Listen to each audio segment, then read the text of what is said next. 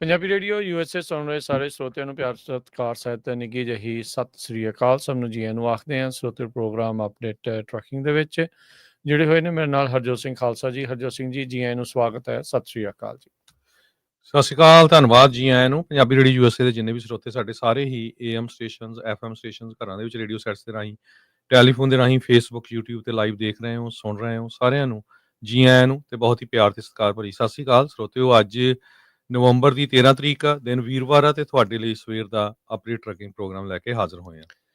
Programme ਨੂੰ ਤੁਹਾਡੇ ਸਾਰੇ ਤੱਕ ਪਹੁੰਚਾਉਣ 'ਚ ਸਹਿਯੋਗ ਕਰਦੇ ਨੇ ਖਾਲਸਾ ਇੰਸ਼ੋਰੈਂਸ ਏਜੰਸੀ, ਜਿਨ੍ਹਾਂ ਦੇ ਕੋਲੋਂ ਹਰ ਇੱਕ ਤਰੀਕੇ ਦੀ ਇੰਸ਼ੋਰੈਂਸ ਕਰਵਾ ਸਕਦੇ ਹੋ। ਇੰਸ਼ੋਰੈਂਸ ਬਾਰੇ ਪਤਾ ਕਰਨ ਲਈ ਕਾਲ ਕਰ ਸਕਦੇ ਹੋ 408 272 2500 ਦੇ ਉੱਤੇ। ਟਿਰਕੇਣਾ ਇਮੀਗ੍ਰੇਸ਼ਨ ਲਾ ਫਰਮ US ਇਮੀਗ੍ਰੇਸ਼ਨ ਦਾ ਹੋਵੇ ਕਿਸੇ ਵੀ ਤਰੀਕੇ ਦਾ ਕੰਮ, ਕਾਲ ਅਟਰਨੀ ਜੇ ਟਿਰਕੇਣਾ 415 909 0503 ਦੇ ਉੱਤੇ।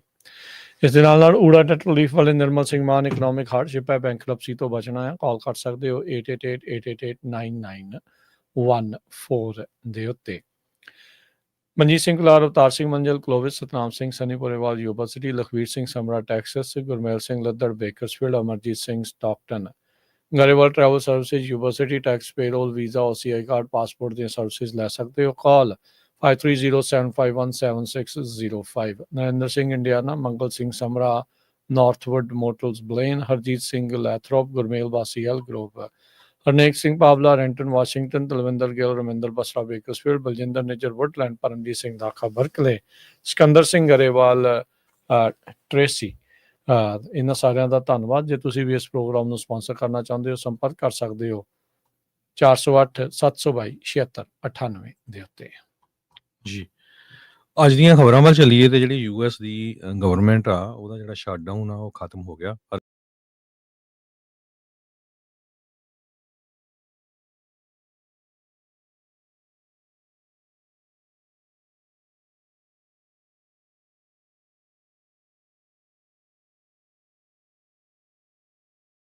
ਦੇ ਵਿੱਚ 43 ਦਿਨ ਸ਼ਟਡਾਊਨ ਰਹੀ, ਜਿਹੜਾ ਏਅਰ ਦੇ ਵਿੱਚ ਕਾਫੀ ਜਿਹੜਾ ਡਿਸਰਪਸ਼ਨ ਰਹੀ, ਬਹੁਤ ਸਾਰੀਆਂ ਫਲਾਈਟਸ ਕੈਂਸਲ ਹੋਈਆਂ, ਜਿੰਨੇ ਵੀ ਗਵਰਨਮੈਂਟ EMPLOYEES ਆ ਉਹਨਾਂ ਨੂੰ ਤਨਖਾਹਾਂ ਨਹੀਂ ਮਿਲੀਆਂ। ਸਨੈਪ ਪ੍ਰੋਗਰਾਮ ਵਾਲੇ ਜਿਹੜੇ ਫੂਡ ਏਡ ਪ੍ਰੋਗਰਾਮ ਉਹ ਸਾਰਿਆਂ ਦਾ ਬੰਦ ਰਿਹਾ। Department of agriculture, Congress, veteran affair, ਇਹ ਸਾਰਾ ਕੁਝ ਜਿਹੜਾ ਆ ਸ਼ਟਡਾਊਨ ਰਿਹਾ। ਸੋ ਹੋਪਫੁਲੀ ਬਹੁਤ ਜਲਦੀ ਜਿਹੜੀ ਆ ਇਹ ਗਵਰਨਮੈਂਟ ਓਪਨ ਹੋਣ ਜਾ ਰਹੀ ਹੈ, ਕਿਉਂਕਿ ਪ੍ਰੈਜ਼ੀਡੈਂਟ ਡੋਨਲਡ ਟਰੰਪ ਉਹਨਾਂ ਨੇ ਆਲਰੇਡੀ ਬਿੱਲ ਦੇ ਉੱਤੇ ਜਿਹੜਾ ਸਾਈਨ ਕਰ ਦਿੱਤਾ ਹੈਗਾ। ਪਰ ਵਾਲ ਸਟਰੀਟ ਜਰਨਲ ਨੂੰ ਦੇਖਦੇ ਹੋਏ ਉਹ 78 ਦਿਨ ਆ ਉਹਨਾਂ ਦੇ ਕੋਲ, ਥੋੜ੍ਹਾ ਜਿਹਾ ਰਿਲੈਕਸ ਤਾਂ ਹੋ ਗਿਆ ਵੀ ਕੀ ਹੋਣਾ 78 ਦਿਨਾਂ ਦੇ ਬਾਅਦ, ਫਿਰ ਇਹ ਤਾਂ ਨਹੀਂ ਚੱਲੂਗਾ। ਸੋ ਇਹ ਦੇਖਦੇ ਹਾਂ ਵੀ ਹੁਣ ਆਉਣ ਵਾਲੇ ਸਮੇਂ ਦੇ ਵਿੱਚ ਕੀ ਵਾਪਰਦਾ। ਜੀ ਬਿਲਕੁਲ। ਸੋ ਜਿੱਦਾਂ ਕੱਲ੍ਹ ਵੀ ਦੱਸਿਆ ਸੀਗਾ, ਸੈਨੇਟ ਦੇ ਵਿੱਚ 8 ਜਿਹੜੇ ਡੈਮੋਕ੍ਰੇਟਸ ਆ ਉਹਨਾਂ ਨੇ ਇਸ ਸ਼ਟਡਾਊਨ ਨੂੰ ਖਤਮ ਕਰਨ ਦੇ ਵਿੱਚ ਆਪਣੀ ਪਾਰਟੀ ਤੋਂ ਉਲਟ ਜਾ ਕੇ ਵੋਟ ਪਾਈ। ਇਸੇ ਤਰੀਕੇ ਦੇ ਨਾਲ ਜਿਹੜੇ ਡੈਮੋਕ੍ਰੇਟ 6 ਹਾਊਸ ਦੇ ਆ ਉਹਨਾਂ ਨੇ ਆਪਣੀ ਪਾਰਟੀ ਦੇ ਨਾਲੋਂ ਰੈਂਕ ਬ੍ਰੇਕ ਕਰਕੇ ਤੇ ਰਿਪਬਲਿਕਨ ਨਾਲ ਮਿਲ ਕੇ ਸ਼ਟਡਾਊਨ ਨੂੰ ਖਤਮ ਕਰਨ ਦੀ ਜਿਹੜੀ ਉਹ ਲਾਈ ਆ। ਹੁਣ ਹਰਜੋਤ ਸਿੰਘ ਜੀ, ਜਿੱਦਾਂ ਤੁਸੀਂ ਦੱਸਿਆ ਵੀ ਇਹ 10 ਹਫ਼ਤਿਆਂ ਦਾ ਵਕਤ ਆ, ਜਿਹੜੇ ਸੈਨੇਟਰਸ ਸੀਗੇ ਉਹਨਾਂ ਨੂੰ ਭਰੋਸਾ ਦਿਵਾਇਆ ਗਿਆ ਸੀ ਕਿ ਰਿਪਬਲਿਕਨ ਦੇ ਦੁਆਰਾ ਵੀ ਅਸੀਂ ਜਿਹੜੀ ਅਫੋਰਡੇਬਲ ਕੇਅਰ ਐਕਟ ਆ ਸਬਸਿਡੀਜ਼ ਦੇ ਉੱਤੇ ਜਿਹੜੀ ਉਹ ਵੋਟ ਆ ਉਹ ਕਰਵਾਵਾਂਗੇ।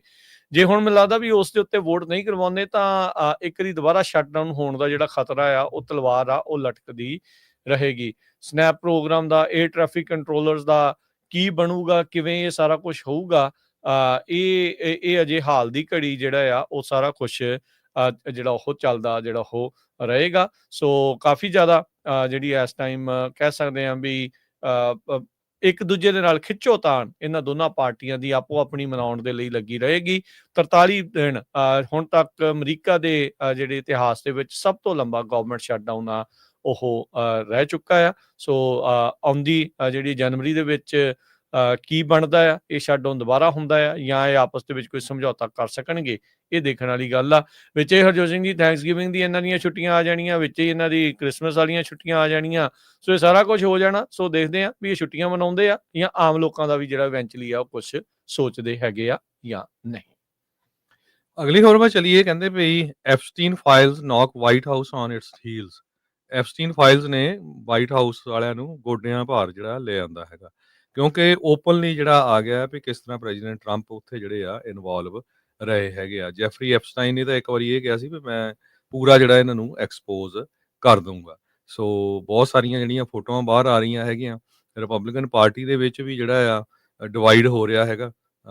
ਕਈ ਕਾਫੀ ਔਖੇ ਹੈਗੇ ਆ ਇਸ ਇਸ਼ੂ ਨੂੰ ਲੈ ਕੇ। ਸੋ ਐਪਸਟੀਨ ਫਾਈਲ ਦਾ 20,000 ਦੇ ਕਰੀਬ ਜਿਹੜੇ ਪੇਪਰਸ ਆ ਉਹ ਆਲਰੇਡੀ ਆਊਟ ਹੋ ਚੁੱਕੇ ਹੈਗੇ ਆ। ਬਿਲਕੁਲ। ਸੋ ਜਿਹੜਾ ਕਨਵਿਕਟਡ ਸੈਕਸ ਅਫੈਂਡਰ ਆ ਜੈਫਰੀ ਐਪਸਟੀਨ, ਜਿਹਨੇ ਸੁਸਾਈਡ ਕਰ ਲਿਆ, ਤੇ ਜਿਹੜੇ ਫੈਲਨ ਜਿਹੜੇ ਰਾਸ਼ਟਰਪਤੀ ਹੈਗੇ ਨੇ, ਫੈਲਨੀ ਇਹਨਾਂ ਦੇ ਉੱਤੇ ਜਿਹੜੀਆਂ ਕਨਵਿਕਟ ਉਸ ਦੇ ਵਿੱਚ ਹੋ ਚੁੱਕੇ ਆ, ਉਹਨਾਂ ਦੇ ਬਾਰੇ ਪਤਾ ਸੀਗਾ। ਉਹ ਜੈਫਰੀ ਐਪਸਟੀਨ ਆਪ ਸਪਸ਼ਟ ਲਿਖਦਾ ਵੀ ਅਮਰੀਕਾ ਦਾ ਮੌਜੂਦਾ ਰਾਸ਼ਟਰਪਤੀ ਜਿਨ੍ਹਾਂ ਕੁੜੀਆਂ ਦਾ ਸ਼ੋਸ਼ਣ ਹੋ ਰਿਹਾ ਸੀ ਉਹਨਾਂ ਦੇ ਨਾਲ ਉੱਥੇ ਜਿਹੜਾ ਉਹ ਰਿਹਾ ਆ। ਪ੍ਰੈਜ਼ੀਡੈਂਟ ਨੂੰ ਇੱਥੋਂ ਤੱਕ ਕਿ ਮੈਨੀਅਕ ਤੱਕ ਵੀ ਉਹਨਾਂ ਨੇ ਆਖਿਆ, ਕਹਿੰਦੇ ਵੀ ਜਿਹੜੀ ਉਸਦੀ ਬਾਹਰੀ ਦੇਖਾ ਉਹਦੇ ਤੇ ਨਾ ਜਾਓ, ਅੰਦਰੋਂ ਬਹੁਤ ਖਰਾਬ ਬੰਦਾ ਹੈ ਇਹ ਈਮੇਲਸ ਦੇ ਵਿੱਚ ਇਹ ਕਥਿਤ ਤੌਰ ਦੇ ਉੱਤੇ ਜਿਹੜੇ ਦਾਅਵੇ ਆ ਉਹ ਸਾਹਮਣੇ ਹੁਣ ਆਏ ਆ। ਇੱਥੋਂ ਤੱਕ ਕਿ Harjot Singh ji, United nation general assembly ਦੇ ਵੀਕਸ ਦੇ ਦੌਰਾਨ ਇੱਕ ਜਿਹੜੀ ਈਮੇਲ ਉਹ ਸਾਹਮਣੇ ਆਈ ਹੈ, ਹਰਦੀਪ ਪੁਰੀ ਹੁਣਾਂ ਦਾ ਨਾਮ ਵੀ ਉਹਦੇ ਵਿੱਚ ਆ ਗਿਆ ਆ। ਸੋ ਹਾਂਜੀ, ਸੋ ਉਹਦਾ ਨਾਂ ਆ ਕਤਰ ਦੇ ਜਿਹੜੇ ਸੁਲਤਾਨ ਦਾ, ਸਾਊਦੀ ਵਾਲਿਆਂ ਦਾ, ਹੋਰ ਪਤਾ ਨਹੀਂ ਕਿਹੜੇ ਕਿਹੜੇ ਮੁਲਕਾਂ ਦੇ ਵੱਡੇ ਵੱਡੇ ਜਿਹੜੇ ਲੀਡਰਸ ਆ ਉਹਨਾਂ ਦਾ ਨਾਮ ਇਹਨਾਂ ਈਮੇਲਸ ਦੇ ਵਿੱਚ ਆਇਆ ਆ। ਸੋ ਟਰੰਪ ਹੁਣੀ ਐਵੇਂ ਨਹੀਂ ਇਹਨਾਂ ਈਮੇਲਸ ਨੂੰ ਲੁਕਾ ਕੇ ਰੱਖਣਾ ਚਾਹੁੰਦੇ ਸੀ। ਉਹਨਾਂ ਨੂੰ ਪਤਾ ਵੀ ਸਪਸ਼ਟ ਹੋ ਜਾਣਾ, ਪਰਦਾ ਜਿਹੜਾ ਉਹ ਫਾਸ਼ ਹੋ ਜਾਣਾ ਵੀ ਉਹ ਕਿਹੜੀਆਂ ਕਰਤੂਤਾਂ ਇਸ ਕਰਤੂਤੀ ਬੰਦੇ ਦੇ ਨਾਲ ਮਿਲ ਕੇ ਜਿਹੜੀਆਂ ਕਿਤੇ ਨਾ ਕਿਤੇ ਉਹ ਕਰਦੇ ਜਿਹੜੇ ਹੋ ਰਹੇ ਆ।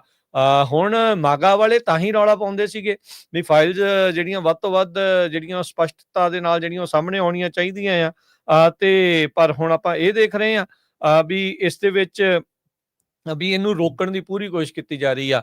ਇਹ ਜਿਹੜੀ ਇੱਕ ਸਬ ਕਮੇਟੀ ਹਰਜੋਤ ਸਿੰਘ ਜੀ ਬਣੀ ਸੀਗੀ ਹਾਊਸ ਦੀ, ਉਹਨੇ ਇਹ ਜਿਹੜੀਆਂ ਫਾਈਲਾਂ ਇਕੱਤਰ ਕੀਤੀਆਂ ਸੀਗੀਆਂ ਇਹ ਉਹ ਰਿਲੀਜ਼ ਹੋਈਆਂ ਨੇ। ਅਜੇ ਜਿਹੜੀ FBI ਤੇ ਡਿਪਾਰਟਮੈਂਟ ਆਫ ਜਸਟਿਸ ਦੇ ਕੋਲ ਆ ਉਸ ਦੇ ਉੱਤੇ ਕੁੰਡਲੀ ਮਾਰ ਕੇ ਬੈਠੇ ਨੇ, ਇਹ ਦੱਸ ਨਹੀਂ ਰਹੇ।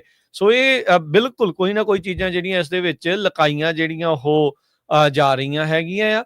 ਡਜ਼ ਨਾਟ ਮੈਟਰ ਵੀ ਕਿਹੜੀ ਪਾਰਟੀ ਦਾ ਬੰਦਾ ਆ, ਇਹ ਸਪਸ਼ਟ ਹੋਣਾ ਚਾਹੀਦਾ, ਸਾਰੀ ਦੁਨੀਆ ਦੇ ਸਾਹਮਣੇ ਆਉਣਾ ਚਾਹੀਦਾ ਵੀ ਇਹ ਲੋਕ ਜਿਹੜੇ ਦੁਨੀਆ ਨੂੰ ਭਲਾਈ ਦੀਆਂ ਗੱਲਾਂ ਦੱਸਦੇ ਆ, ਜਿਹੜੇ ਕਹਿੰਦੇ ਵੀ ਨਹੀਂ ਏਦਾਂ ਨਹੀਂ ਏਦਾਂ ਕਰੋ, ਦੁਨੀਆ ਨੂੰ ਸੇਧਾਂ ਦਿੰਦੇ ਆ, ਤੇ ਆਪ ਕੀ ਕੁਛ ਜਿਹੜਾ ਉਹ ਅੰਦਰ ਖਾਤੇ ਉਹ ਕਰਦੇ ਰਹੇ ਹੈਗੇ ਆ। ਇਸੇ ਲਈ ਤਾਂ ਤੁਸੀਂ ਦੇਖੋ ਵੀ ਜਿਹੜਾ ਇੰਗਲੈਂਡ ਵਾਲਾ ਆ ਰਾਇਲ, ਜਿਹੜਾ ਉਹਦਾ ਇੱਕ ਪ੍ਰਿੰਸ ਸੀ, ਉਹਦਾ ਉਹਨਾਂ ਨੇ ਰੁਤਬਾ ਜਿਹੜਾ ਖੋਲਿਆ।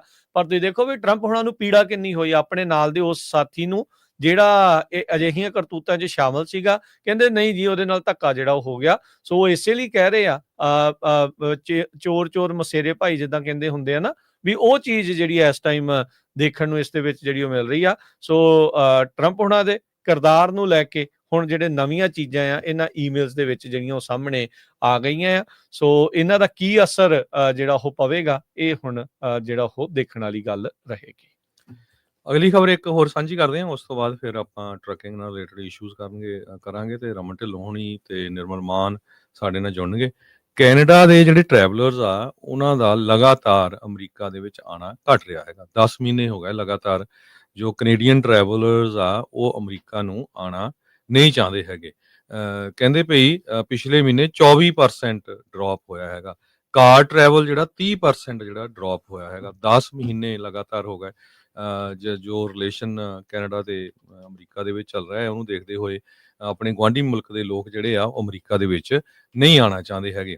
ਹਾਲਾਂਕਿ ਕੈਨੇਡਾ ਵਾਲੇ ਜਿਹੜੇ ਕਹਿੰਦੇ one of the largest number of international travellers ਆ ਜੇ ਦੇਖਿਆ ਜਾਵੇ ਅਮਰੀਕਾ ਨੂੰ ਜਿਹੜੇ ਲੋਕ ਆਉਂਦੇ ਹੈਗੇ ਆ। ਸੋ ਓਵਰਆਲ ਕਹਿੰਦੇ ਵੀ 3.2% ਡ੍ਰੌਪ ਹੋਇਆ ਇੰਟਰਨੈਸ਼ਨਲ ਟਰੈਵਲ ਅਮਰੀਕਾ ਦੇ ਵਿੱਚ, ਜਿਹਦਾ $173 ਬਿਲੀਅਨ ਬਿਲੀਅਨ ਡਾਲਰ ਦਾ ਜਿਹੜਾ ਨੁਕਸਾਨ ਹੋਇਆ ਹੈਗਾ। ਇਹ ਨਵੀਂ ਜਿਹੜੀ ਰਿਪੋਰਟ ਆ US ਟਰੈਵਲ ਐਸੋਸੀਏਸ਼ਨ, ਇੱਕ ਨਾਨ ਪ੍ਰੋਫਿਟ ਗਰੁੱਪ ਹੈਗਾ ਜੋ ਅਮਰੀਕਨ ਟਰੈਵਲ ਇੰਡਸਟਰੀ ਨੂੰ ਰਿਪਰੈਜ਼ੈਂਟ ਕਰਦਾ, ਉਹਨਾਂ ਵੱਲੋਂ ਆਈ ਹੈਗੀ ਆ। ਜੀ ਜੀ ਬਿਲਕੁਲ। ਸੋ ਇਹ ਜਿਹੜੀਆਂ ਚੀਜ਼ਾਂ ਇਸ ਟਾਈਮ ਚੱਲ ਰਹੀਆਂ ਆ। ਤੇ ਹਰਜੋਤ ਸਿੰਘ ਜੀ, ਆਪਾਂ ਟਰੱਕਿੰਗ ਵਾਲੇ ਪਾਸੇ ਵੀ ਜਿਹੜੀਆਂ ਉਹ ਗੱਲਾਂ ਬਾਤਾਂ ਜਿਹੜੀਆਂ ਨਾਲ ਦੇ ਨਾਲ ਕਰਦੇ ਆ, ਕੀ ਕੁਛ ਜਿਹੜਾ ਉਹ ਚੱਲ ਰਿਹਾ ਆ। ਉਸ ਤੋਂ ਪਹਿਲਾਂ ਇੱਕ ਜਿਹੜੀ ਹਰਜੋਤ ਸਿੰਘ ਦੀ ਗੱਲ ਕਰਦੇ ਜਾਈਏ, ਜਿਹਦੇ ਆਪਾਂ ਕੱਲ ਸ਼ਾਮੀ ਖਬਰ ਕੀਤੀ ਸੀ, ਉਹਦੇ ਬਾਰੇ ਮੈਂ ਥੋੜੀ ਜਿਹੀ ਹੋਰ ਆਪਾਂ ਵਿਸਥਾਰ ਦੇ ਵਿੱਚ ਗੱਲ ਕਰਦੇ ਹਾਂ। ਜਿਹੜੀ ਨਿਊਸਮ ਦੀ ਬਹੁਤ ਹੀ ਨੇੜਲੀ ਜਿਹੜੀ ਰਹੀ ਆ ਡੈਨਾ ਵਿਲੀਅਮਸ, ਜਿਹੜੀ ਫੜੀ ਗਈ ਆ ਹੁਣੇ FBI ਨੇ ਗ੍ਰਿਫਤਾਰ ਕੀਤੀ ਆ। ਧਾਂਦਲੀ ਜਿਹੜੀ ਉਹਨੇ $2.25 ਲੱਖ ਨੂੰ ਇੱਕ ਕੈਂਪੇਨ ਦੇ ਵਿੱਚੋਂ ਆਈ ਥਿੰਕ ਹੈਵੀਅਰ ਬਸੇਰਾ ਦੇ ਜਿਹੜੇ ਕੈਂਪੇਨ ਨੂੰ ਉਹਨੇ ਖੋਰਾ ਲਾ ਕੇ ਜਿਹੜਾ ਉਸ ਪਾਸੇ ਵੱਲ ਨੂੰ ਲੈ ਗਈ ਸੀ। ਸੋ ਹੁਣ ਇਹਦੇ ਵਿੱਚ ਦੱਸਦੇ ਜਾਈਏ ਵੀ ਇਹ ਜਿਹੜੀ ਡੈਨਾ ਵਿਲੀਅਮਸ ਉਹੀ ਆ ਜਿਹੜੀ Newsom the chief of staff ਰਹੀ ਆ, ਜਿਹੜੀ ਇੱਕ ਟਾਈਮ ਦੇ ਉੱਤੇ ਜਸਮੀਤ ਬੈਂਸ ਦੇ ਉਲਟ ਖੁੱਲ ਕੇ ਜਿਹੜੀ ਉਹਦੇ ਉਲਟ ਜਿਹੜੀ ਉਹ ਚੱਲਦੀ ਸੀਗੀ। ਸੋ ਇਹਦਾ ਜਿਹੜਾ ਨਾ ਸਿੱਧਾ ਜਿਹੜਾ ਸੰਬੰਧ ਆ ਨਾਲ ਦੇ ਨਾਲ ਹਰਜੋਤ ਸਿੰਘ ਜੀ ਉਹਨਾਂ ਸੰਸਥਾਵਾਂ ਦੇ ਨਾਲ, ਲੌਬਿੰਗ ਦੇ ਵਿੱਚ ਉਹਨਾਂ ਸੰਸਥਾਵਾਂ ਦੇ ਨਾਲ ਜਿਹੜਾ ਉਹ ਜੁੜਿਆ ਆ ਜਿਹਦੇ ਵਿੱਚ ਰਾਸ਼ਟਰੀ ਸਵਮ ਸੇਵਕ ਸੰਘ ਜਿਹੜਾ RSS ਆ, ਉਹਨਾਂ ਤੋਂ ਲੱਖਾਂ ਹੀ ਡਾਲਰ ਜਿਹੜੇ ਲੌਬਿੰਗ ਦੇ ਲਈ ਜਿਹੜੇ ਉਹ ਲੈ ਕੇ ਉਹਨਾਂ ਦੀ ਗੱਲ ਨੂੰ ਇਸ ਬੀਬੀ ਨੇ ਗਾਂ ਜਿਹੜਾ ਉਹ ਪ੍ਰਚਾਰਿਆ ਆ। ਸੋ ਇਹ ਲੱਗਦਾ ਵੀ ਜਿਹੜਾ 509 ਬਿੱਲ ਵੀ ਹੋ ਸਕਦਾ ਇਹਦੇ ਥਰੂ ਹੀ 509 403 ਇਹ ਜਿਹੜੇ ਬਿੱਲ ਆ ਬਿਲਕੁਲ ਤੁਸੀਂ ਸਹੀ ਗੱਲ ਜਿਹੜੀ ਕਰ ਰਹੇ ਆ ਇਸ ਦੇ ਵਿੱਚ ਵੀ ਇਹ ਬੀਬੀ ਜਸਮੀਤ ਬੈਂਸ ਦੇ ਉਲਟ ਹੋਣ ਦੇ ਖਾਤਰ, ਕਿਉਂਕਿ ਜਸਮੀਤ ਬੈਂਸ ਉਸ ਟਾਈਮ ਦੇ ਉੱਤੇ ਤੁਹਾਨੂੰ ਦੱਸਦੇ ਜਾਈਏ ਜਦੋਂ ਗੈਸ ਟੈਕਸ ਲਾਉਣਾ ਸੀ, ਇਹ ਕੱਲੀ ਡੈਮੋਕ੍ਰੇਟ ਸੀ ਜਿਹੜੀ ਡਾਕਟਰ ਜਸਮੀਤ ਬੈਂਸ, ਜਿਸਨੇ ਆਪਣੇ ਕੰਸਟੀਚੁਐਂਟਸ ਦੀ ਗੱਲ ਨੂੰ ਸੁਣਦੇ ਹੋਏ ਉਸ ਟੈਕਸ ਵਧਾਉਣ ਦੇ ਉਲਟ ਜਿਹੜਾ ਉਹ ਕੀਤਾ ਸੀ। ਉਸ ਤੋਂ ਬਾਅਦ ਉਹਨੂੰ ਉਹ ਕਮੇਟੀ ਵਿੱਚੋਂ ਬਾਹਰ ਕਰ ਦਿੱਤਾ ਗਿਆ, ਕਮੇਟੀ ਤੋਂ ਬਾਹਰ ਕੱਢਿਆ ਸੀ ਉਹਨੇ। ਡੈਨਾ ਵਿਲੀਅਮਸਨ ਨੇ ਲਿਖਿਆ ਸੀਗਾ, ਕਹਿੰਦੀ alone and confused you shall likely remain, ਵੀ ਤੂੰ ਬੇਸਿਕਲੀ ਚਾਹੇ ਪਾਰਟੀ ਦੇ ਵਿੱਚ ਆ ਪਰ ਤੂੰ ਕੱਲੀ ਰਹੇਂਗੀ ਤੇ ਕਨਫਿਊਜ਼ ਜਿਹੜੀ ਇਸ ਚੀਜ਼ ਦੇ ਵਿੱਚ ਰਹੇਗੀ। ਸੋ ਜਿਹੜੇ ਆ ਨਾ ਇਹਦੇ ਵਿੱਚ ਜਿਹੜਾ ਹਰਜੋਤ ਸਿੰਘ ਜੀ ਇੱਥੋਂ ਇਹ ਪਤਾ ਹੁਣ ਲੱਗ ਰਿਹਾ ਆ ਵੀ ਜਿਹੜੇ ਐਂਟੀ ਸਿੱਖ ਗਰੁੱਪਸ ਆ, ਜਿਹੜੇ ਖਾਸ ਕਰਕੇ ਡਾਕਟਰ ਬੈਂਸ ਦੇ ਉਲਟ ਸੀ, ਸੰਘੀ ਗਰੁੱਪ ਆ, ਉਹਨਾਂ ਦਾ ਸਾਥ ਜਿਹੜਾ ਆ ਇਸ ਬੀਬੀ ਡੈਨਾ ਵਿਲੀਅਮਸਨ ਨੇ ਜਿਹੜਾ ਉਹ ਦਿੱਤਾ ਸੀਗਾ। ਸੋ ਜਿਹੜਾ ਕਾਸਟ ਬਿੱਲ ਨੂੰ ਵੀਟੋ ਕਰਾਉਣਾ ਤੇ ਜਿਹੜਾ 509 ਨੂੰ ਬਿੱਲ ਨੂੰ ਵੀਟੋ ਕਰਾਉਣਾ, ਆਪਾਂ ਇਹ ਸੋਚ ਸਕਦੇ ਆ ਵੀ ਇਹ ਜਿਹੜੀ ਬੀਬੀ ਦਾ ਇਸ ਦੇ ਵਿੱਚ ਕੋਈ ਨਾ ਕੋਈ ਹੱਥ ਜਿਹੜਾ ਉਹ ਰਿਹਾ ਹੋ ਸਕਦਾ ਆ, ਕਿਉਂਕਿ ਇਹਨੇ ਲੱਖਾਂ ਹੀ ਡਾਲਰ 3 ਟਾਈਮ ਜਿਹੜਾ ਹਰਜੋਤ ਸਿੰਘ ਜੀ ਪਹਿਲੇ ਕੁਆਟਰ ਦੇ ਵਿੱਚ $1,20,000 2025 ਦੇ, ਦੂਜੇ ਕੁਆਟਰ ਦੇ ਵਿੱਚ $1 ਲੱਖ ਤੇ ਤੀਜੇ ਕੁਆਟਰ 'ਚ $1,10,000 ਜਿਹੜਾ ਸਕੁਅਰ ਪੈਟਰਨ ਬੌਗਸ ਕਰਕੇ ਜਿਹੜੇ ਬੰਦੇ ਨਾਲ ਇਸ ਦੇ ਜਿਹੜੇ ਫਸੇ ਆ ਵੀ ਉਹਨਾਂ ਦੇ ਜ਼ਰੀਏ ਜਿਹਨੇ ਇਹਨੇ ਧਾਂਦਲੀ ਕੀਤੀ ਸੀਗੀ ਵੀ ਜਿਹੜੀ RSS ਰਾਸ਼ਟਰੀ ਸਵੈਮ ਸੇਵਕ ਸੰਘ ਜਿਹੜੀ ਇੱਥੇ ਦੀ ਆ ਉਹਦੇ ਨਾਲ ਜਿਹੜੀ ਮਿਲ ਕੇ ਜਿਹੜੀ ਲੌਬਿੰਗ ਆ ਉਹ ਕੀਤੀ ਸੀ। ਸੋ ਇੱਥੋਂ ਸਪਸ਼ਟ ਹੋ ਰਿਹਾ ਵੀ ਤੁਸੀਂ ਦੇਖ ਲਓ ਵੀ ਕਿੱਥੇ ਤੱਕ ਜਿਹੜੀਆਂ ਤਾਰਾਂ ਜਿਹੜੀਆਂ ਜੁੜੀਆਂ ਆ। ਸੋ FBI ਦਾ, ਡਿਪਾਰਟਮੈਂਟ ਆਫ ਜਸਟਿਸ ਦਾ ਬਹੁਤ ਧੰਨਵਾਦ, ਉਹਨੇ ਐਡੀ ਕਰਪਟ ਜਿਹੜੀ ਬੀਬੀ ਆ ਉਸ ਦੇ ਬਾਰੇ ਜਿਹੜਾ ਉਹ ਪਤਾ ਲੱਗਾ ਤੇ ਇਹ ਚੀਜ਼ਾਂ ਸਪਸ਼ਟ ਹੋਈਆਂ।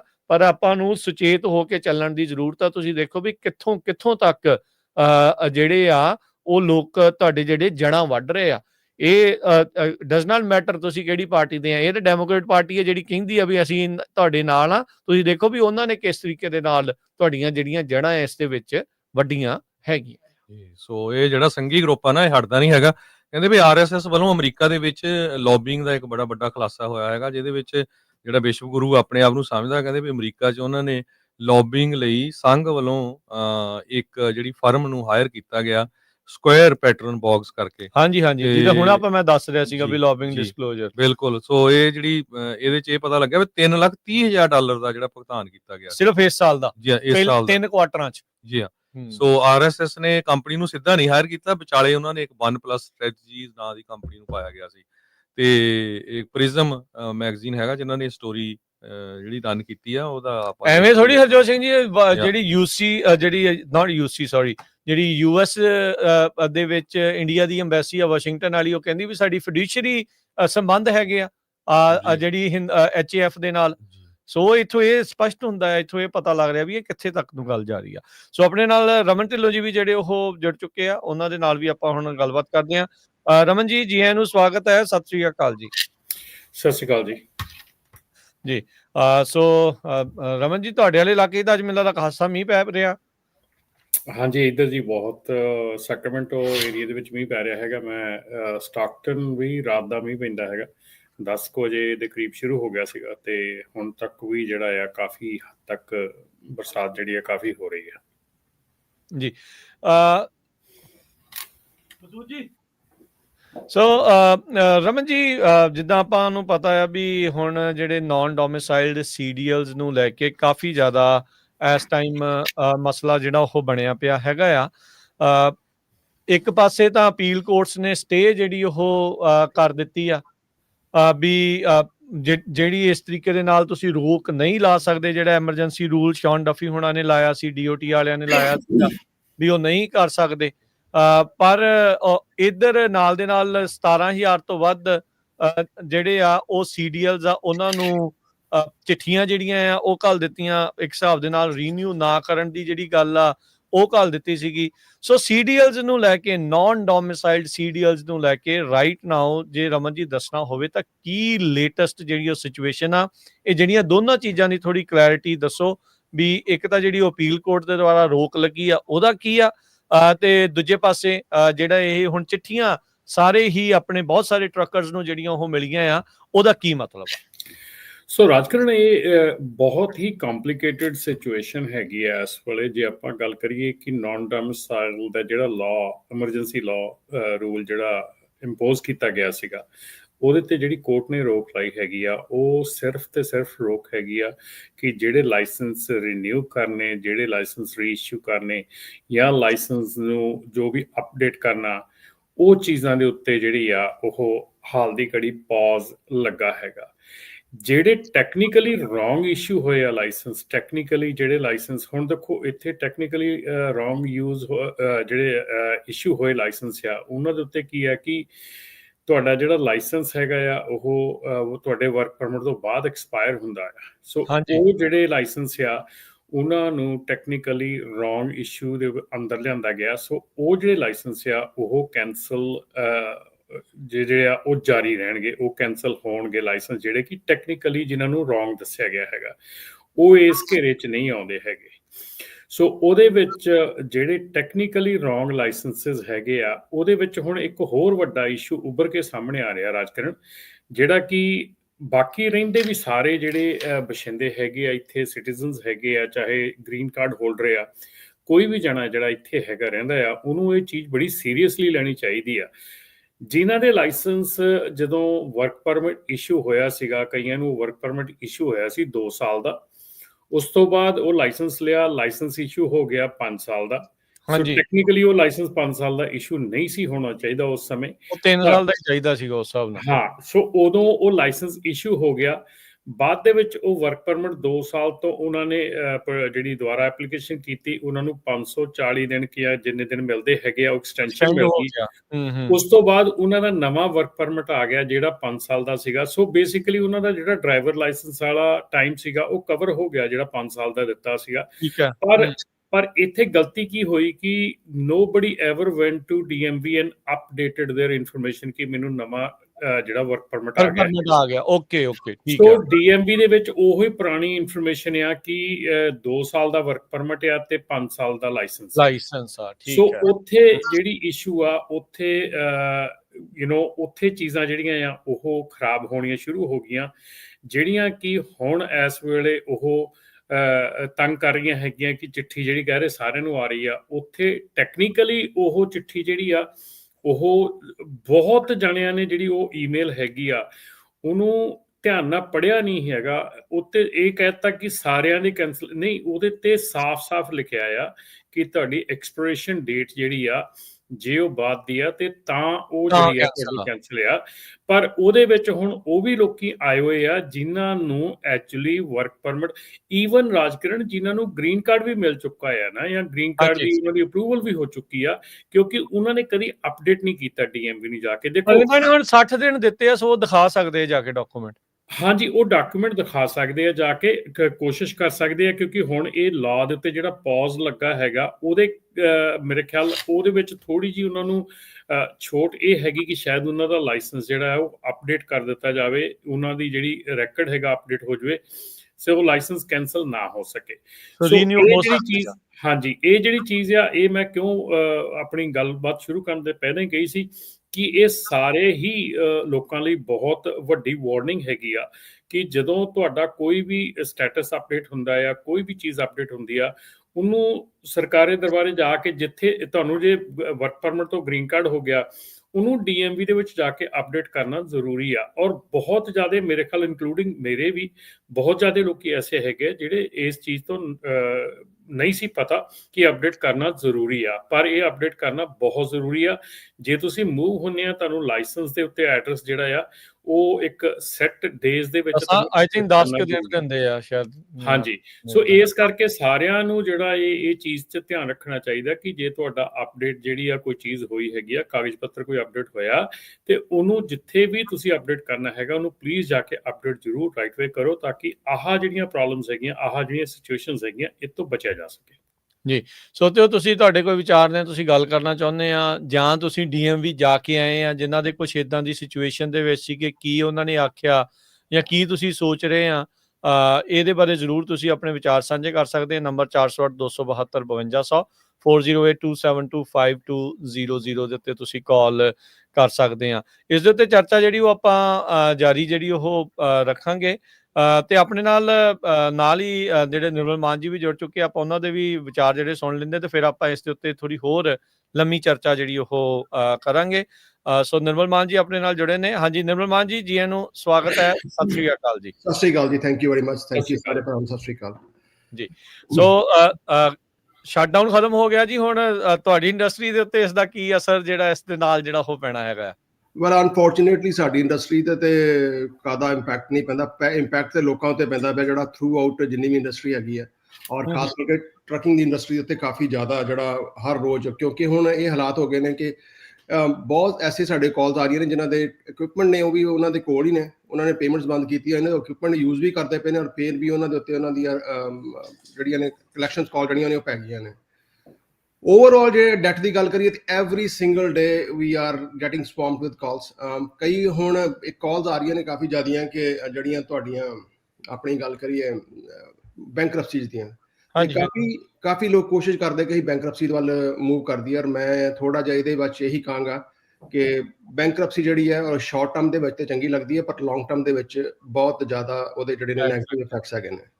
ਤੇ ਸਾਰੇ ਕਾਸੇ ਚ ਨਿਰਮਲ ਭਾਜੀ ਜਿਹੜਾ, ਕਿਉਂਕਿ ਟਰੱਕਿੰਗ ਦੇ ਵਿੱਚ ਬਹੁਤ ਸਾਰੇ ਲੋਕਾਂ ਨੇ SBA ਲੋਨ ਲਾਇਆ ਹੋਆ, ਆਪਾਂ ਨੂੰ ਪਤਾ ਹੀ ਆ ਹਨਾ, ਕਿਉਂਕਿ ਜਿਸ ਟਾਈਮ ਦੇ ਉੱਤੇ SBA ਲੋਨ ਜਾਰੀ ਹੋਏ ਸੀ, ਆਪਾਂ ਰੇਡੀਓ ਤੇ ਬਹੁਤ ਪ੍ਰਚਾਰ ਕੀਤਾ ਸੀ, ਬਲਕਿ ਆਪਣੀ ਕੁੜੀ ਗੁਰਪ੍ਰੀਤ ਸਿੰਘਾ ਉਹਨੂੰ ਬਹੁਤ ਫ੍ਰੀ ਇਨਫੋਰਮੇਸ਼ਨ ਦਿੱਤੀ ਸੀ, ਫ੍ਰੀ ਇਨਫੋਰਮੇਸ਼ਨ ਟਰੱਕਾਂ ਵਾਲਿਆਂ ਨੂੰ ਬਹੁਤ ਵਾਰ ਜਿਹੜੇ ਔਖੇ ਹੁੰਦੇ ਰਹਿੰਦੇ ਵੀ ਦੇਖੋ ਜੀ ਇਦਾਂ ਦੀਆਂ ਖਬਰਾਂ ਦਿੰਦੇ ਆ। ਸੋ ਉਹਦੇ ਉੱਤੇ ਜਿਹੜਾ ਕੀ ਅਸਰ ਪਊਗਾ? ਵੈਲ ਦੇਖੋ ਜਿਹੜਾ SBA ਲੋਨ ਹੈ ਉਹ ਤਾਂ ਭਾਜੀ ਉਹਦੇ ਉੱਤੇ ਕਈ ਲੋਕਾਂ ਦਾ ਇਹ ਵੀ ਹੈ ਕਿ ਕ੍ਰਿਮੀਨਲ ਪ੍ਰੋਸੀਕਿਊਸ਼ਨ ਵੀ ਹੋ ਰਹੀ ਹੈ ਲੋਕਾਂ ਦੀ, ਉਹਨਾਂ ਨੇ ਉਹਦੇ ਉੱਤੇ ਉਹ ਮਾਫ ਨਹੀਂ ਕਰਦੇ ਪਏ, ਤੇ ਉਹਨੂੰ ਆਪਾਂ ਟੋਟਲੀ ਅਵੋਇਡ ਨਹੀਂ ਕਰ ਸਕਦੇ। SBA ਲੋਨ ਜਿਹੜਾ ਉਹ ਦੇਣਾ ਹੀ ਪੈਣਾ। ਸਟੂਡੈਂਟ ਲੋਨ ਜਿਹੜੇ ਨੇ ਉਹ ਪਹਿਲਾਂ ਬਿਜ਼ਨਸ ਐਡਮਿਨਿਸਟ੍ਰੇਸ਼ਨ ਦੇ ਵਿੱਚ ਕਾਫੀ ਲੋਕਾਂ ਦੇ ਮਾਫ ਹੁੰਦੇ ਪਏ, ਹੁਣ ਜਿਹੜੀ ਹੈ, ਔਰ ਪ੍ਰੋਬਲਮ ਇਹ ਨਹੀਂ ਆਉਂਦੀ ਵੀ ਕਿ SBA ਦੇ ਲੋਨ ਦੇ, ਐਕਚੁਅਲੀ ਹਰ ਸਿੰਗਲ ਜਿਹੜਾ ਲੋਨ ਹੈਗਾ ਉਹਨਾਂ ਦੀ ਜਿਹੜਾ ਕਨੈਕਸ਼ਨ ਆ ਉਹ ਟੁੱਟ ਗਿਆ ਆ।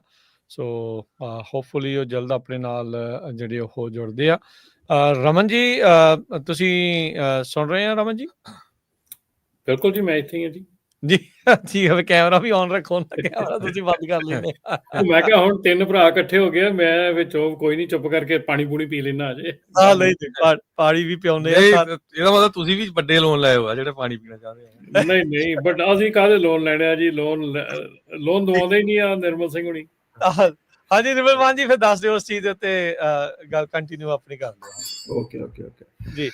ਸੋ ਬੈਂਕਰਪਸੀ ਦਾ ਇਸ਼ੂ ਹੋ ਰਿਹਾ ਕਾਫੀ ਜ਼ਿਆਦਾ ਕਿ ਬੈਂਕਰਪਸੀਜ਼ ਫਾਈਲ ਕਰਦੀ ਹੈ, ਔਰ ਮੈਂ ਇਹਦੇ 'ਚ ਆਪਣੇ ਥੋੜਾ ਜਿਹਾ ਮੈਂ ਕਹਾਂਗਾ ਕਿ ਆਪਣੇ ਢਿੱਲੋਂ ਸਾਹਿਬ ਵੀ ਇਹ 'ਚ ਥੋੜਾ ਜਿਹਾ ਆਪਣੀ ਇਨਸਾਈਟ ਦੇਣ ਕਿ ਪ੍ਰੋਬਲਮ ਮੈਂ ਜੋ ਮੈਨੂੰ ਨਜ਼ਰ ਆ ਰਿਹਾ ਕਿ ਜਿਹੜੀ ਪੁਰਾਣੀ ਸਿਸਟਮ ਜਿਹੜਾ ਅੱਜ ਤੋਂ 5-7-10 ਸਾਲ ਪਹਿਲਾਂ ਹੀ ਬੈਂਕਰਪਸੀ ਕਰਕੇ ਤੁਸੀਂ ਆਪਣਾ ਇੱਕ ਚੀਜ਼ ਨਵੇਂ ਸਿਰੇ ਸ਼ੁਰੂ ਕਰ ਸਕਦੇ ਹੋ, ਜੋ ਜਿਹੜਾ ਅੱਜ ਦੀ ਡੇਟ ਦੇ ਵਿੱਚ ਇੰਨਾ ਸੌਖਾ ਨਹੀਂ ਹੈਗਾ, ਬਿਕੋਜ਼ ਜਦੋਂ ਵੀ ਤੁਸੀਂ ਨਵੀਂ ਕੰਪਨੀ ਖੋਲਦੇ ਹੋ ਉਹਦੀ ਟ੍ਰੇਸਿਬਿਲਿਟੀ ਬਹੁਤ ਜ਼ਿਆਦਾ ਵੱਧ ਚੁੱਕੀ ਹੈ। ਮੈਂ ਆਫ ਦੀ ਲਾਈਨ ਵੀ ਅੱਗੇ ਵੀ ਰਮਨ ਭਾਜੀ ਨਾਲ ਗੱਲ ਕਰਦਾ ਪਿਆ ਹਾਂ ਕਿ ਹਾਈਵੇ ਵਰਗੀ ਐਪ ਜਿਹੜੀਆਂ ਨੇ ਉਹ ਟੋਟਲ ਟਰੈਕੇਬਿਲਿਟੀ ਹੈਗੀ ਕਿ ਤੁਹਾਡੀ ਪੁਰਾਣੀ ਕੰਪਨੀ ਮਾੜਾ ਜਿਹਾ ਮੈਂ ਕਹਾਂਗਾ ਥੋੜਾ ਜਿਹਾ ਆਪ ਢਿੱਲੋਂ ਸਾਹਿਬ ਇਹਦੇ ਬਾਰੇ ਤੁਸੀਂ ਵੀ ਤਾਂ ਦੱਸੋ ਕਿ ਤੁਹਾਨੂੰ ਕੀ ਲੱਗਦਾ ਕਿ ਨਵੀਂ ਕੰਪਨੀ ਜੇ ਆਪਾਂ ਬੈਂਕਰਪਸੀ ਫਾਈਲ ਕਰਕੇ ਖੋਲੀਏ, ਜਿਹੜੀ ਬਿਲਕੁਲ ਕਲੀਨ ਸਿਟ ਪਹਿਲਾਂ ਹੋ ਜਾਂਦੀ ਸੀ, ਅੱਜ ਦੀ ਡੇਟ ਦੇ ਵਿੱਚ ਉਹ ਇੰਨੀ ਜ਼ਿਆਦਾ ਹੈ ਜਾਂ ਨਹੀਂ ਹੈ?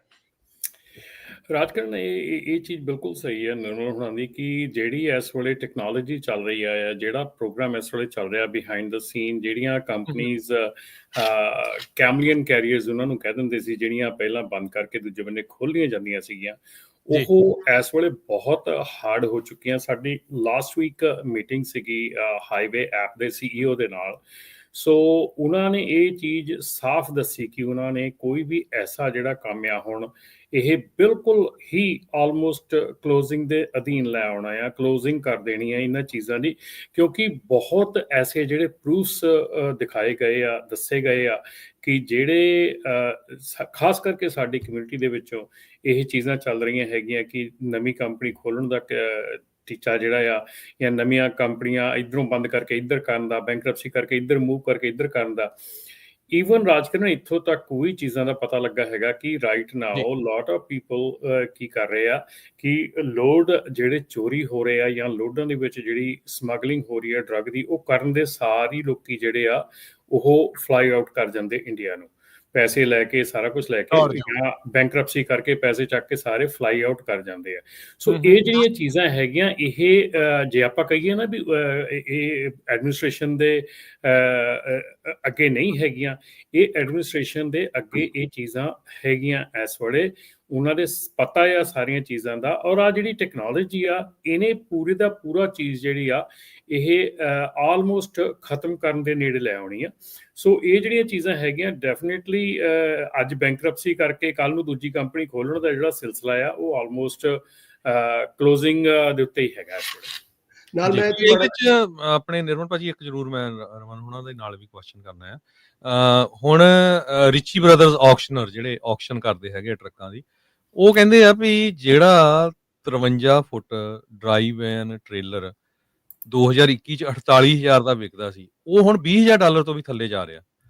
ਇੰਨੀ ਜ਼ਿਆਦਾ ਫਲੱਡਡ ਆ ਮਾਰਕੀਟ ਟ੍ਰੇਲਰਸ ਦੇ ਨਾਲ। ਜੈਲੋ ਕੰਪਨੀ ਨੇ ਵੀ ਬੈਂਕਰਪਸੀ ਕਰ ਦਿੱਤੀ ਸੀ, ਹੋਰ ਕਿੰਨੀਆਂ ਕੰਪਨੀਆਂ ਨੇ ਬੈਂਕਰਪਸੀ ਕੀਤੀ ਆ।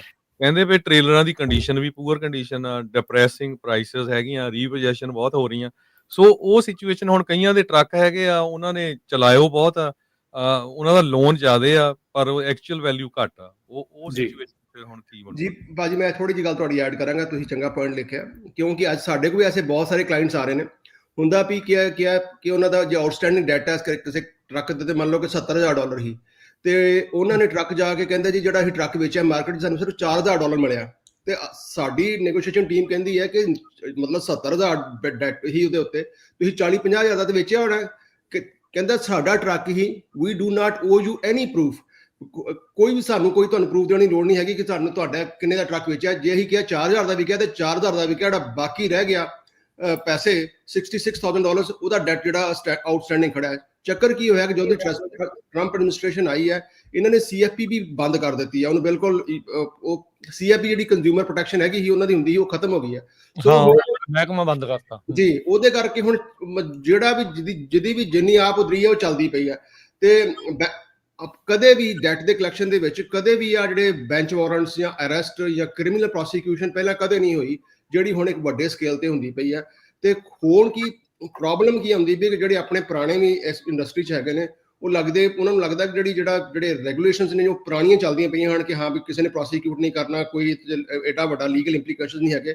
ਉਹ ਚੀਜ਼ਾਂ ਜਿੱਦਾਂ ਹੁਣ ਰਮਨ ਭਾਜੀ ਨੇ ਕਿਹਾ ਕਿ ਉਹ 180 ਡਿਗਰੀ ਹੋ ਚੁੱਕੀਆਂ ਨੇ ਜਿਹੜੀਆਂ ਪ੍ਰੋਸੀਕਿਊਸ਼ਨ ਜਾਂ ਜਿਹੜੀ ਐਗਰੈਸਿਵਨੈਸ ਹੈ ਡਿਪਾਰਟਮੈਂਟ ਦੀ, ਉਹ 1000 ਗੁਣਾ ਅੱਗੇ ਵੱਧ ਚੁੱਕੀ ਹੈ। ਸੋ ਬੈਂਕਰਪਸੀ ਕਰਕੇ ਚ ਨਿਕਲਣਾ ਆਲਮੋਸਟ ਜਿਹੜਾ ਇੰਪੋਸੀਬਲ ਹੋਇਆ ਪਿਆ ਇਸ ਟਾਈਮ ਤਾਂ। CFBP ਨੂੰ ਬੈਂਕਰਪਟ ਜਿਹੜਾ ਉਹ ਕਰ ਰਹੇ ਨੇ। ਰਸਵਾਟ ਜਿਹੜੇ ਪ੍ਰੋਜੈਕਟ 2025 ਵਾਲੇ ਆ, ਉਹ ਇਸ ਮਹਿਕਮੇ ਨੂੰ ਟੋਟਲੀ ਖਤਮ ਕਰਨਾ ਚਾਹੁੰਦੇ, ਜਿਹਦੇ ਵਿੱਚ ਬੇਸਿਕਲੀ ਵੱਡੀਆਂ ਕੰਪਨੀਆਂ ਦੀ ਅਕਾਊਂਟੇਬਿਲਿਟੀ ਜਿਹੜੀ ਉਹ ਰਹਿਣੀ ਸੀ, ਉਸ ਨੂੰ ਉਹ ਹਟਾਇਆ ਜਿਹੜਾ ਹੋ ਜਾ ਰਿਹਾ ਹੈ। ਨਿਰਮਲ ਜੀ, ਸੋ ਇਹਨਾਂ ਡੈਟਸ ਦੇ ਲਈ ਬੈਡ ਡੈਟ ਜਾਂ ਕੋਈ ਵੀ ਆ ਕਿ ਜੇ ਕਰਜ਼ਾ ਮਾਫ ਕਰਵਾਉਣਾ ਚਾਹੁੰਦੇ ਆ, ਜਿਹੜੇ ਇਹ ਪਲਾਨਸ ਤੁਹਾਡੇ ਕੋਲ ਹੈਗੇ, ਜੇ ਕਿਸੇ ਨੇ ਗੱਲਬਾਤ ਕਰਨੀ ਹੈ ਤੁਹਾਡੇ ਨਾਲ ਤਾਂ ਉਹਦੇ ਲਈ ਨੰਬਰ ਸ਼ੇਅਰ ਕਰ ਦਿਓ। ਜੀ ਬਿਲਕੁਲ, ਨੰਬਰ ਹੈ ਸਾਡਾ 888 9914 888 9914। ਵੈਬਸਾਈਟ ਹੈ ਸਾਡੀ OORAA.org। ਤੇ ਜਿੱਦਾਂ ਮੈਂ ਹਮੇਸ਼ਾ ਕਹਿੰਦਾ ਕਿ ਕਾਲ ਕਰ ਲਓ 100% ਕੌਨਫੀਡੈਂਸ਼ੀਅਲੀ। ਕੋਈ ਤੁਹਾਡੀ ਇਨਫੋਰਮੇਸ਼ਨ, ਚਾਹੇ ਤੁਹਾਡਾ ਕੋਈ ਰੈਫਰੈਂਸ ਤੋਂ ਹੀ ਕਾਲ ਕਰਦੀ ਹੈ, ਸਟਿਲ ਤੁਹਾਡੀ ਇਨਫੋਰਮੇਸ਼ਨ ਟੋਟਲੀ ਸੇਫ ਹੈ। ਪਲੱਸ ਅਪ ਟੂ 60% ਤੁਹਾਡਾ ਮਾਫ ਹੋ ਜਾਂਦਾ after paying all the fee, ਔਰ ਉਹਦੇ ਬਾਅਦ ਵੀ you do not pay a single penny ਜਦ ਤੱਕ ਤੁਹਾਡਾ ਕਰਜ਼ਾ ਜਿਹੜਾ ਮਾਫ ਨਹੀਂ ਹੋ ਜਾਂਦਾ। ਥੈਂਕ ਯੂ ਨਿਰਮਲ ਜੀ, ਬੜੀ ਮਿਹਰਬਾਨੀ। ਥੈਂਕ ਯੂ ਜੀ। ਥੈਂਕ ਯੂ ਜੀ। ਸਤਿ ਸ਼੍ਰੀ ਅਕਾਲ। ਸੋ ਆਪਾਂ ਜਿਹੜੀ ਗੱਲਬਾਤ ਆਪਾਂ ਟਰੱਕਿੰਗ ਦੀ ਜਿਹੜੀ ਨਾਲ ਸ਼ੁਰੂਆਤ ਕੀਤੀ ਸੀ, ਸੋ ਜਿਹੜਾ ਇਸ਼ੂ ਨਾਲ ਪੁਆਇੰਟ ਵੀ ਕਰ ਦਿੱਤਾ ਰਮਨ ਭਾਜੀ ਤੁਸੀਂ ਵੀ, ਜਿਹੜਾ ਕਮੇਲੀਅਨ ਟਰੱਕਿੰਗ ਆ ਉਸ ਨੂੰ ਉਸ ਦੇ ਉੱਤੇ, ਹਾਂਜੀ ਕਮੇਲੀਅਨ ਕੈਰੀਅਰਸ, ਵੀ ਉਹਦੇ ਤੇ ਜਿਹੜਾ ਸ਼ਿਕੰਜਾ ਜਿਹੜਾ ਉਹ ਕੱਸ ਹੋ ਰਿਹਾ। ਸੋ ਬੇਸਿਕਲੀ ਉਸ ਨੂੰ ਟੋਟਲੀ ਸ਼ਟ ਡਾਊਨ ਕਰਨਾ ਚਾਹੁੰਦੇ, ਹਰ ਇੱਕ ਚੀਜ਼ ਨੂੰ। ਇਹਦਾ ਮਤਲਬ ਇਨਫੋਰਮੇਸ਼ਨ ਜਿਹੜੀ ਆ ਆਪਸ ਦੇ ਵਿੱਚ ਜਿਹੜੀ ਉਹ ਸਾਂਝੀ ਕੀਤੀ ਜਾਇਆ ਕਰੂਗੀ across agencies. Rajkaran, problem ਕੈਮੇਲੀਅਨ carriers ਦੀ ਇਹ ਸੀਗੀ ਕਿ ਜਿਹੜੇ ਕੈਮੇਲੀਅਨ ਕੈਰੀਅਰਸ ਆ ਉਹ ਜਦੋਂ ਵੀ ਕੰਪਨੀ ਤੇ ਕੋਈ ਕਲੇਮ ਹੋ ਜਾਂਦਾ, ਕੰਪਨੀ ਦਾ ਕੋਈ ਐਕਸੀਡੈਂਟ ਹੋ ਜਾਂਦਾ, ਕੰਪਨੀ ਦੇ ਉੱਤੇ ਕੋਈ ਵੱਡਾ ਸਮਾਂ ਆ ਜਾਂਦਾ ਜਿੱਥੇ ਕਿ ਉਹਨਾਂ ਨੂੰ ਉਹ ਬੰਦ ਕਰਨੀ ਪੈਂਦੀ ਹੈ ਕੰਪਨੀ, ਜਾਂ ਉਹ ਸ਼ਟ ਡਾਊਨ ਹੋ ਜਾਂਦੀ ਆ। ਸੋ ਰਾਈਟ ਵੇ ਕੀ ਹੁੰਦਾ ਸੀਗਾ, ਆਪਾਂ ਪਹਿਲਾਂ ਦੇਖਦੇ ਆ ਰਹੇ ਹਾਂ ਕਿ ਕੰਪਨੀਆਂ ਜਿਹੜੀਆਂ ਬੰਦ ਹੁੰਦੀਆਂ ਔਰ ਬੰਦ ਹੋਣ ਤੋਂ ਬਾਅਦ ਰਾਈਟ ਵੇ ਉਹਨਾਂ ਦਾ ਇਕੁਇਪਮੈਂਟ ਦੂਜੀ ਕੰਪਨੀ 'ਚ ਟਰਾਂਸਫਰ ਕਰਕੇ ਤੇ ਦੂਜੀ ਕੰਪਨੀ ਦੇ ਵਿੱਚ ਪਾ ਦਿੱਤਾ ਜਾਂਦਾ ਹੈ, ਤੇ ਉਹ ਕੰਪਨੀ ਜਿਹੜੀ ਆ ਇਉਂ ਦੀ ਇਉਂ ਜਿਹੜੀ ਆ ਚੱਲ ਪੈਂਦੀ ਹੈਗੀ ਆ। ਪਰ ਉਹ ਜਿਹੜੀ ਚੀਜ਼ ਆ ਹੁਣ ਇਕੁਇਪਮੈਂਟ ਦਾ ਜਿਹੜਾ ਵਿਨ ਨੰਬਰਸ ਹੈਗੇ ਆ, ਟਰਾਂਸਫਰ ਡਾਟਾ ਹੈਗਾ ਆ, ਇਹ ਵਿਨ ਨੰਬਰ ਕਿਹੜੀ ਕੰਪਨੀ 'ਚ ਪਹਿਲਾਂ ਸੀਗਾ, ਉਹਦੇ ਤੇ ਕੀ ਬੈਕਗਰਾਊਂਡ ਹੈਗੀ ਆ, ਇੰਸ਼ੋਰੈਂਸ ਨਹੀਂ ਹੁੰਦੀ, ਲੋਡ ਨਹੀਂ ਮਿਲਦੇ, ਕੰਪਨੀਆਂ ਖੁੱਲ੍ਹਦੀਆਂ ਨਹੀਂ। ਸੋ ਜਿਹੜਾ ਪਹਿਲਾਂ ਸੌਖਾ ਜਿਹਾ ਕੰਮ ਹੋ ਜਾਂਦਾ ਸੀ ਨਾ, ਹੁਣ ਉਹਦੇ ਵਿੱਚ ਬਹੁਤ ਜ਼ਿਆਦੀਆਂ ਅੜਚਨਾਂ ਆਉਣੀਆਂ ਸ਼ੁਰੂ ਹੋ ਗਈਆਂ। ਔਰ ਖਾਸ ਕਰਕੇ ਜਿਹੜੀਆਂ ਐਪਸ ਹੈਗੀਆਂ ਹਾਈਵੇ ਵਾਲੀਆਂ ਜਾਂ ਹੋਰ ਜਿਹੜੀਆਂ ਕੈਰੀਅਰ ਮੋਨੀਟਰਿੰਗ ਐਪਸ ਹੈਗੀਆਂ, ਉਹ ਹੁਣ ਇੱਥੇ ਬੜਾ ਕਲੋਜ਼ਲੀ ਨਜ਼ਰ ਰੱਖਦੀਆਂ ਹੈਗੀਆਂ। ਜਦੋਂ ਬ੍ਰੋਕਰ ਉਹ ਐਪਸ ਨੂੰ ਯੂਜ਼ ਕਰਦਾ ਹੈਗਾ, ਬ੍ਰੋਕਰ ਨੂੰ ਤੁਹਾਡੀ ਕੈਰੀਅਰ ਦੀ ਬੈਕਗਰਾਊਂਡ, ਉਹ ਟਰੱਕਾਂ ਦੀ ਬੈਕਗਰਾਊਂਡ ਸਾਰੀ ਵਿਜ਼ਿਬਿਲਿਟੀ ਜਿਹੜੀ ਆ ਉਹ ਹੁੰਦੀ ਆ। ਸੋ ਜਦੋਂ ਤੁਹਾਡੇ ਕੈਰੀਅਰ ਦੀ ਜਿਹੜੀ ਆ ਕੈਰੀਅਰ ਦੀ ਵਿਜ਼ਿਬਿਲਿਟੀ ਹੋਊਗੀ, ਹੁਣ ਈਵਨ ਰਾਜਕਰਨ ਇੱਥੋਂ ਤੱਕ ਵੀ ਹੋ ਗਿਆ ਆ ਕਿ ਸਾਰੇ ਜਿਹੜੇ ਸੁਣਦੇ ਹੈਗੇ ਮੇਰੇ ਵੀਰ ਭੈਣ ਭਰਾ ਜਿਹੜੇ ਆ, ਉਹਨਾਂ ਨੂੰ ਪਤਾ ਆ ਹੁਣ ਜਦੋਂ ਤੁਸੀਂ ਲੋਡ ਲੈਣਾ ਆ ਤਾਂ ਉਹ ਪਹਿਲਾਂ ਤੁਹਾਨੂੰ ਕਹਿੰਦੇ ਆ ਕਿ ਹਾਈਵੇ ਐਪ ਦੇ ਥਰੂ ਜਿਹੜਾ ਤੁਸੀਂ ਆਪਣਾ ਇੱਕ ਕੈਰੀਅਰ ਸਾਈਨ ਅਪ ਕਰੋ। ਉੱਥੇ ਹਾਈਵੇ ਐਪ ਤੁਹਾਡੀ ELD ਦੀ ਜਿਹੜੀ ਆ ਪਾਸਵਰਡ ਲੌਗਇਨ ਆ ਉਹ ਲੈਂਦਾ ਆ। ਤੁਹਾਡੇ ਸਾਰੇ ਟਰੱਕ ਜਿਹੜੇ ਆ ਉਹ ਟਰੈਕ ਹੁੰਦੇ ਆ, ਉੱਥੇ ਵਿਜ਼ੀਬਲ ਹੁੰਦੇ ਆ। ਸੋ ਜੇ ਮੰਨ ਲਓ ਤੁਹਾਡੇ 2 ਟਰੱਕ ਹੈਗੇ ਆ ਔਰ ਤੁਸੀਂ LA ਤੋਂ ਟੈਕਸਸ ਨੂੰ ਚੱਲਦੇ ਹੈਗੇ ਆ, ਪਰ ਤੁਸੀਂ ਲੋਡ ਬਿਡ ਕਰ ਰਹੇ ਆ LA ਤੋਂ ਸ਼ਿਕਾਗੋ ਦਾ, ਜਾਂ LA ਤੋਂ ਤੁਸੀਂ ਸਿਆਟਲ ਦਾ ਲੋਡ ਲੈਣ ਦੀ ਕੋਸ਼ਿਸ਼ ਕਰ ਰਹੇ ਆ, ਤੁਹਾਨੂੰ ਬ੍ਰੋਕਰ ਲੋਡ ਨਹੀਂ ਦਿੰਦਾ, ਕਿਉਂਕਿ ਉਹ ਕਹਿੰਦਾ ਤੁਹਾਡੇ ਕੋਲ 2 ਹੀ ਟਰੱਕ ਆ, ਉਹ ਤਾਂ ਤੁਹਾਡੇ ਟੈਕਸਸ ਦੇ ਵਿੱਚ ਹੈ, ਤੁਸੀਂ LA ਤੋਂ ਲੋਡ ਕਿੱਦਾਂ ਚੱਕੋਗੇ? ਠੀਕ ਹੈ ਨਾ। ਸੋ ਹੁਣ ਜਿਹੜੀ ਵਿਜ਼ਿਬਿਲਿਟੀ ਆ ਨਾ, ਵਿਜ਼ਿਬਿਲਿਟੀ ਇੰਨੀ ਕੁ ਜ਼ਿਆਦਾ ਹੋ ਚੁੱਕੀ ਆ, ਔਰ ਟਰੈਕਿੰਗ ਜਿਹੜੀ ਉਹਨਾਂ ਦੀ ਇੰਨੀ ਕੁ ਜ਼ਿਆਦਾ ਹੋ ਚੁੱਕੀ ਆ। ਮੈਂ ਤੁਹਾਨੂੰ ਦੱਸ ਰਿਹਾ ਨਾ ਕਿ ਜਿਹੜੀ ਸਾਡੀ ਮੀਟਿੰਗ ਦੇ ਵਿੱਚ ਇੱਕ ਖੁਲਾਸਾ ਉਹਨਾਂ ਨੇ ਕੀਤਾ ਹੈ ਕਿ ਸਾਡੇ ਕੋਲ ਪ੍ਰੂਫਸ ਹੈਗੇ ਆ, ਸਾਡੇ ਕੋਲ ਸਾਰਾ ਡਰਾਈਵਰ ਲਾਇਸੈਂਸ ਦੀਆਂ ਫੋਟੋਜ਼ ਸਾਰਾ ਕੁਝ ਹੈਗੀਆਂ, ਜਿਹੜੇ ਲੋਕੀ ਇੰਡੀਆ ਨੂੰ ਜਾ ਚੁੱਕੇ ਇੱਥੋਂ। ਸੋ ਤੁਸੀਂ ਇਹ ਹਿਸਾਬ ਲਾ ਲਓ ਵੀ ਜੇ ਇੱਥੋਂ ਤੱਕ ਦੀ ਇਨਫੋਰਮੇਸ਼ਨ, ਇੰਨੀ ਇਨਫੋਰਮੇਸ਼ਨ ਜਿਹੜੀ ਅਵੇਲੇਬਿਲਿਟੀ ਹੈਗੀ ਆ, ਤੇ ਆਉਣ ਵਾਲੇ ਸਮੇਂ ਦੇ ਵਿੱਚ ਜੇ ਅਸੀਂ ਆਪਣੇ ਜਿਹੜੇ ਕਾਰ ਵਿਹਾਰ ਸਿੱਧੇ ਨਾ ਕੀਤੇ, ਤੇ ਫਿਰ ਇਹ ਜਿਹੜੀ ਆ ਨਾਕੇ ਲੈਂਦੇ ਆ, ਇਹ ਪ੍ਰੋਬਲਮ ਜਿਹੜੀ ਆ ਬਹੁਤ ਵੱਡੀ ਹੋ ਜਾਣੀ ਆ। ਬਿਲਕੁਲ ਜੀ।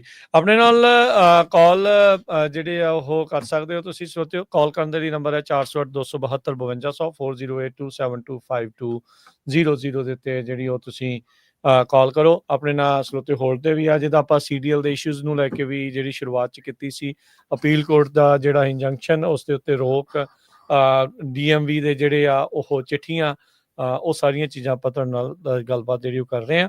ਤੇ ਆਪਣੇ ਨਾਲ ਰਮਨ ਜੀ ਜੁੜੇ ਹੋਏ ਨੇ ਹਰਦਿਆਲ ਸਿੰਘ ਜੀ। ਹਾਂਜੀ, ਸਤਿ ਸ਼੍ਰੀ ਅਕਾਲ ਜੀ। ਹਾਂਜੀ ਹਰਦਿਆਲ ਜੀ। ਹਰਦਿਆਲ ਜੀ ਨੰਬਰ ਆਵਾਜ਼ ਸੁਣ ਪਾ ਰਹੇ ਆ? ਹਾਂਜੀ ਹੁਣ ਆਈ। ਹਾਂਜੀ ਹਾਂਜੀ ਜੀ ਜੀ, ਸਤਿ ਸ਼੍ਰੀ ਅਕਾਲ ਜੀ, ਸਵਾਗਤ ਹੈ ਜੀ। ਮੇਰਾ ਸਵਾਲ ਸੀਗਾ ਭਾਈ ਰਮਨ ਨੂੰ, ਜਿੱਦਾਂ ਹੁਣ ਆਪਾਂ ਰੀਅਲ ID ਬਣਾਉਂਦੇ, ਉਹ ਤਾਂ ਉਹਨਾਂ ਦੀ ਬਣਦੀ ਗ੍ਰੀਨ ਕਾਰਡ ਵਾਲਿਆਂ ਦੀ ਵਗੈਰਾ ਦੀ ਨਾ, ਜਾਂ ਬਣਦੀ ਸੀ? ਨਹੀਂ ਬਣ ਦੂਜਿਆਂ ਦੀ ਵੀ ਜਾਂਦੀ, ਪਰ ਉਹਦੇ ਵਿੱਚ ਫਿਰ ਉਹ ਮੈਂਸ਼ਨ ਹੁੰਦਾ ਆ ਵੀ ਤੁਹਾਡਾ ਇਮੀਗ੍ਰੇਸ਼ਨ ਸਟੇਟਸ ਬੇਸਿਕਲੀ ਕਿਹੜਾ ਹੈ। ਠੀਕ ਆ। ਮੈਂ ਕਿਹਾ ਅਸੀਂ ਤਾਂ ਅਪਡੇਟ ਗ੍ਰੀਨ ਕਾਰਡ ਟਾਈਮ ਬਣਾਈ ਸੀ, ਉਹ ਉਸ ਟਾਈਮ ਅਪਡੇਟ ਹੋਇਆ, ਆਪਾਂ ਤਾਂ ਕੋਈ ਚੱਕਰ ਨਹੀਂ ਹੈਗਾ ਨਾ। ਹੁਣ ਤਾਂ ਸਿਟੀਜ਼ਨ ਆ। ਹੁਣ ਸਿਟੀਜ਼ਨ ਆ ਤੁਸੀਂ ਗ੍ਰੀਨ ਕਾਰਡ ਹੋਲਡਰ ਹੋ ਆਈ ਥਿੰਕ। ਨਹੀਂ, ਫਿਰ ਉਹ ਤਾਂ ਜਦੋਂ ਨੈਕਸਟ ਟਾਈਮ ਅਪਡੇਟ ਕਰਨੀ ਹੈ, ਜਦੋਂ ਰੀਨਿਊ ਕਰਨੀ, ਉਦੋਂ ਤੁਸੀਂ ਇਨਫੋਰਮੇਸ਼ਨ ਦੱਸ ਸਕਦੇ ਹੋ। ਫਿਰ ਹਾਂ 28 ਤੱਕ ਆ ਹੁਣ ਲਾਇਸੈਂਸ। ਹਾਂਜੀ ਹਾਂਜੀ ਹਾਂਜੀ, ਥੈਂਕ ਯੂ ਜੀ। ਓਕੇ, ਥੈਂਕ ਯੂ ਜੀ। Thank you. ਕੁਲਵਿੰਦਰ ਜੀ। ਸਤਿ ਸ਼੍ਰੀ ਅਕਾਲ ਜੀ ਤਿੰਨੇ ਵੀਰਾਂ ਨੂੰ। ਸਤਿ ਸ਼੍ਰੀ ਅਕਾਲ। ਹਾਂਜੀ, ਮੇਰਾ ਸਵਾਲ ਸੀਗਾ ਜੀ, ਜਿਵੇਂ ਜਿਹੜੀਆਂ 60 ਦਿਨਾਂ ਦੀਆਂ ਈਮੇਲ ਆ ਰਹੀਆਂ ਨੇ ਵੀ ਤੁਹਾਡਾ 60 ਦਿਨਾਂ ਬਾਅਦ ਲਾਇਸੈਂਸ ਕੈਂਸਲ ਹੋ ਜਾਣਾ, ਉਹਦੇ ਵਿੱਚ ਜੀ ਮੈਨੂੰ 8 ਸਾਲ ਹੋ ਗਏ ਡਰਾਈਵ ਕਰਦੇ ਨੂੰ ਟਰੱਕ ਜੀ, ਤੇ ਮੈਂ ਇੰਗਲਿਸ਼ ਦੇ ਵਿੱਚ ਹੀ ਪੇਪਰ ਦਿੱਤਾ ਸੀਗਾ ਉਸ ਟਾਈਮ। ਸਾਰਾ ਕੁਛ ਜੋ ਵੀ ਇਹਨਾਂ ਦਾ DMV ਬਣਿਓ ਪੇਪਰ ਵਰਕ ਸੀਗਾ, ਮੈਂ ਉਹਨਾਂ ਨੂੰ ਪ੍ਰੋਵਾਈਡ ਕੀਤਾ ਸੀ। ਮਤਲਬ ਜਿੱਦਾਂ ਵੀ ਉਹ ਕਰੈਕਸ਼ਨ ਕਰਨਗੇ ਆਉਣ ਵਾਲੇ ਸਮੇਂ ਦੇ ਵਿੱਚ ਕਰ ਸਕਦੇ ਆ, ਜਾਂ ਵੀ ਉਹਨੂੰ ਚੇਂਜ ਕਰਕੇ ਵੀ ਇਹਨਾਂ ਦੀਆਂ ਜਿਹੜੀਆਂ ਡੇਟਾ ਮੈਸਅਪ ਹੋਈਆਂ ਨੇ ਉਹਨਾਂ ਨੂੰ ਸੇਮ ਕਰ ਦਈਏ ਵਰਕ ਪਰਮਿਟ ਦੇ ਨਾਲ, ਜਾਂ ਨਹੀਂ ਹੁਣ ਇਹ ਦੱਸਿਓ ਰਾਈਟ ਨਾਓ ਵੀ ਤੁਹਾਡਾ ਜਿਹੜਾ ਵਰਕ ਪਰਮਿਟ ਦੀ ਡੇਟ ਤੇ DMV ਦੇ ਲਾਇਸੈਂਸ ਦੀ ਡੇਟ ਦੇ ਵਿੱਚ ਫਰਕ ਆ? ਕੌਣ ਪਹਿਲਾਂ ਹਾਂਜੀ ਕੌਣ ਬਾਅਦ ਚ ਐਕਸਪਾਇਰ ਹੋ ਰਹੀ ਹੈ? DMV ਵਾਲਾ ਬਾਅਦ ਦੇ ਵਿੱਚ ਮੇਰਾ ਲਾਇਸੈਂਸ ਮੇਰਾ ਵਰਕ ਪਰਮਿਟ ਪਹਿਲਾਂ ਐਕਸਪਾਇਰ ਹੋ ਰਿਹਾ, ਲਾਇਸੈਂਸ ਬਾਅਦ ਵਿੱਚ। ਸੋ ਇਹ ਇਹ ਜਾ ਕੇ ਅਪਡੇਟ ਕਰਨਾ ਤੁਹਾਨੂੰ ਪੈਣਾ ਅਪਡੇਟ ਕਰਨਾ ਪੈਣਾ ਤੁਹਾਨੂੰ। ਜਿਹੜਾ ਹੁਣ ਲੇਟੈਸਟ ਜਿਹੜਾ ਤੁਹਾਡੇ ਕੋਲ ਵਰਕ ਪਰਮਿਟ ਆ ਉਹ ਅਜੇ ਵੀ ਉਸ ਤੋਂ ਪਹਿਲਾਂ ਐਕਸਪਾਇਰ ਹੋ ਰਿਹਾ ਹੈ? ਹਾਂਜੀ, ਮੇਰਾ ਵਰਕ ਪਰਮਿਟ ਪਹਿਲਾਂ ਐਕਸਪਾਇਰ ਹੋ ਰਿਹਾ 7 ਮਹੀਨੇ ਤੇ ਲਾਇਸੈਂਸ ਤੋਂ ਬਾਅਦ। ਸੋ ਆਈ ਥਿੰਕ ਰਮਨ ਜੀ ਇਹ ਤਾਂ ਫਿਰ ਉਹ ਇਹ ਐਕਚੁਅਲ ਚ ਉਹ ਈਮੇਲ ਦੇ ਕੈਂਡੀਡੇਟ ਬਣ ਗਏ ਆ ਜਿਹੜੇ ਕਹਿੰਦੇ ਵੀ ਤੁਹਾਡਾ ਅਸੀਂ ਕੈਂਸਲ ਕਰਨਾ। ਸੋ ਰਮਨ ਜੀ ਕੀ ਤੁਸੀਂ ਇਹਨਾਂ ਨੂੰ ਕਹਿਣਾ ਚਾਹੁੰਦੇ? ਸ਼ੁੱਡ ਦੇ ਗੋ ਟੂ DMV? ਜਾਣਾ ਚਾਹੀਦਾ ਇਹਨਾਂ ਨੂੰ? ਕਿੱਦਾਂ ਕਰਨਾ ਚਾਹੀਦਾ? ਦੇਖੋ ਰਾਜਕਿਰਨ, ਅੱਜ ਦੀ ਤਰੀਕ ਦੇ ਵਿੱਚ ਅਸੀਂ ਇਸ ਚੀਜ਼ ਤੇ ਪੌਜ਼ ਕੀਤਾ ਹੋਇਆ ਵੀ ਕੋਈ ਵੀ ਰਿਕਮੈਂਡੇਸ਼ਨ ਕਰਨ ਦੇ, ਕਿਉਂਕਿ ਅੱਜ ਅਸੀਂ ਰਿਕਮੈਂਡ ਕਰਦੇ ਹਾਂ, ਕੱਲ ਨੂੰ ਨਵਾਂ ਕੋਈ ਚੀਜ਼ ਨਿਕਲ ਆਉਂਦੀ ਆ। ਵਿਦਿਨ ਡੇਜ਼ ਚੀਜ਼ਾਂ ਚੇਂਜ ਹੋ ਰਹੀਆਂ ਹੈਗੀਆਂ, ਕੋਈ ਵੀਕ ਜਾਂ ਮੰਥ ਨਹੀਂ ਲੱਗ ਰਹੇ ਹੈਗੇ, ਵਿਦਿਨ ਡੇਜ਼, ਹੈ ਨਾ। ਵੀਕਐਂਡ ਦੇ ਉੱਤੇ ਗੁਰੂ ਘਰ ਸੀਗੇ, ਉੱਥੇ ਸਾਰਿਆਂ ਨੂੰ ਅਸੀਂ ਜਿਹੜੀ ਸਲਾਹ ਦੇ ਰਹੇ ਸੀਗੇ, ਮੰਡੇ ਨੂੰ ਉਹ ਲਾਸੂਟ ਦੇ ਕਰਕੇ ਪੌਜ਼ ਹੋ ਗਿਆ। ਉਹ ਸਾਰੀਆਂ ਚੀਜ਼ਾਂ ਜਿਹੜੀਆਂ ਮਤਲਬ ਕਿ ਇੱਕ ਹਿਸਾਬ ਨਾਲ ਵੀ ਗਲਤ ਹੋ ਗਈਆਂ। ਹੁਣ ਅੱਜ ਦੀ ਤਰੀਕ ਦੇ ਵਿੱਚ ਜੇ ਅਸੀਂ ਕੱਲ ਇਹ ਕਿਹਾ ਵੀ ਪੌਜ਼ ਹੋ ਗਿਆ ਆ, ਵੀ ਸਾਰਾ ਕੁਝ ਪਾਸ ਹੋ ਗਿਆ ਵੀ ਲਾਸੂਟ ਦੇ ਨਾਲ, ਤੇ ਹੁਣ ਅੱਜ ਉਹਨਾਂ ਨੇ ਕਹਿਤਾ ਵੀ ਜਿਹੜੇ 17,000 ਲਾਇਸੈਂਸ ਆ ਉਹ ਤਾਂ ਕੈਂਸਲ ਹੋਣੇ ਆ। ਉਹ that is nothing to do with the pass, ਹੈ ਨਾ। ਉਹ ਟੈਕਨੀਕਲੀ ਰੋਂਗ ਲਾਇਸੈਂਸ ਇਸ਼ੂ ਹੋਏ ਆ। ਸੋ ਪਤਾ ਨਹੀਂ ਲੱਗ ਰਿਹਾ ਹੈਗਾ ਵੀ what we should do. I think wait and watch ਵਾਲੀ ਗੱਲ ਆ। Don't let that 60 day pass. ਜਿਹੜੇ ਕੈਂਸਲ ਹੋਣੇ ਆ licence according to the email ਜਿਹੜੀ DMV ਤੋਂ ਆਈ ਹੈਗੀ ਆ, ਉਹਦੇ ਵਿੱਚ ਸਾਫ਼-ਸਾਫ਼ ਇਹ ਲਿਖਿਆ ਹੈਗਾ ਕਿ ਜਿਹੜਾ ਇਹ ਲਾਇਸੈਂਸ ਹੈਗਾ, either you surrender and get your new application for Class C license, or either it will be cancelled on the day after 60 days ਜਿਹੜਾ ਟਾਈਮ ਦਿੱਤਾ ਹੈਗਾ। ਜਿੱਦਣ ਚਿੱਠੀ ਆਈ ਉਸ ਤੋਂ 60 ਦਿਨਾਂ ਬਾਅਦ 60 days। ਸੋ ਇਹ ਉਹ ਈਮੇਲ ਕਹਿੰਦੀ ਹੈਗੀ ਆ। So as for right now I would say ਕਿ it's up to them what they need to do।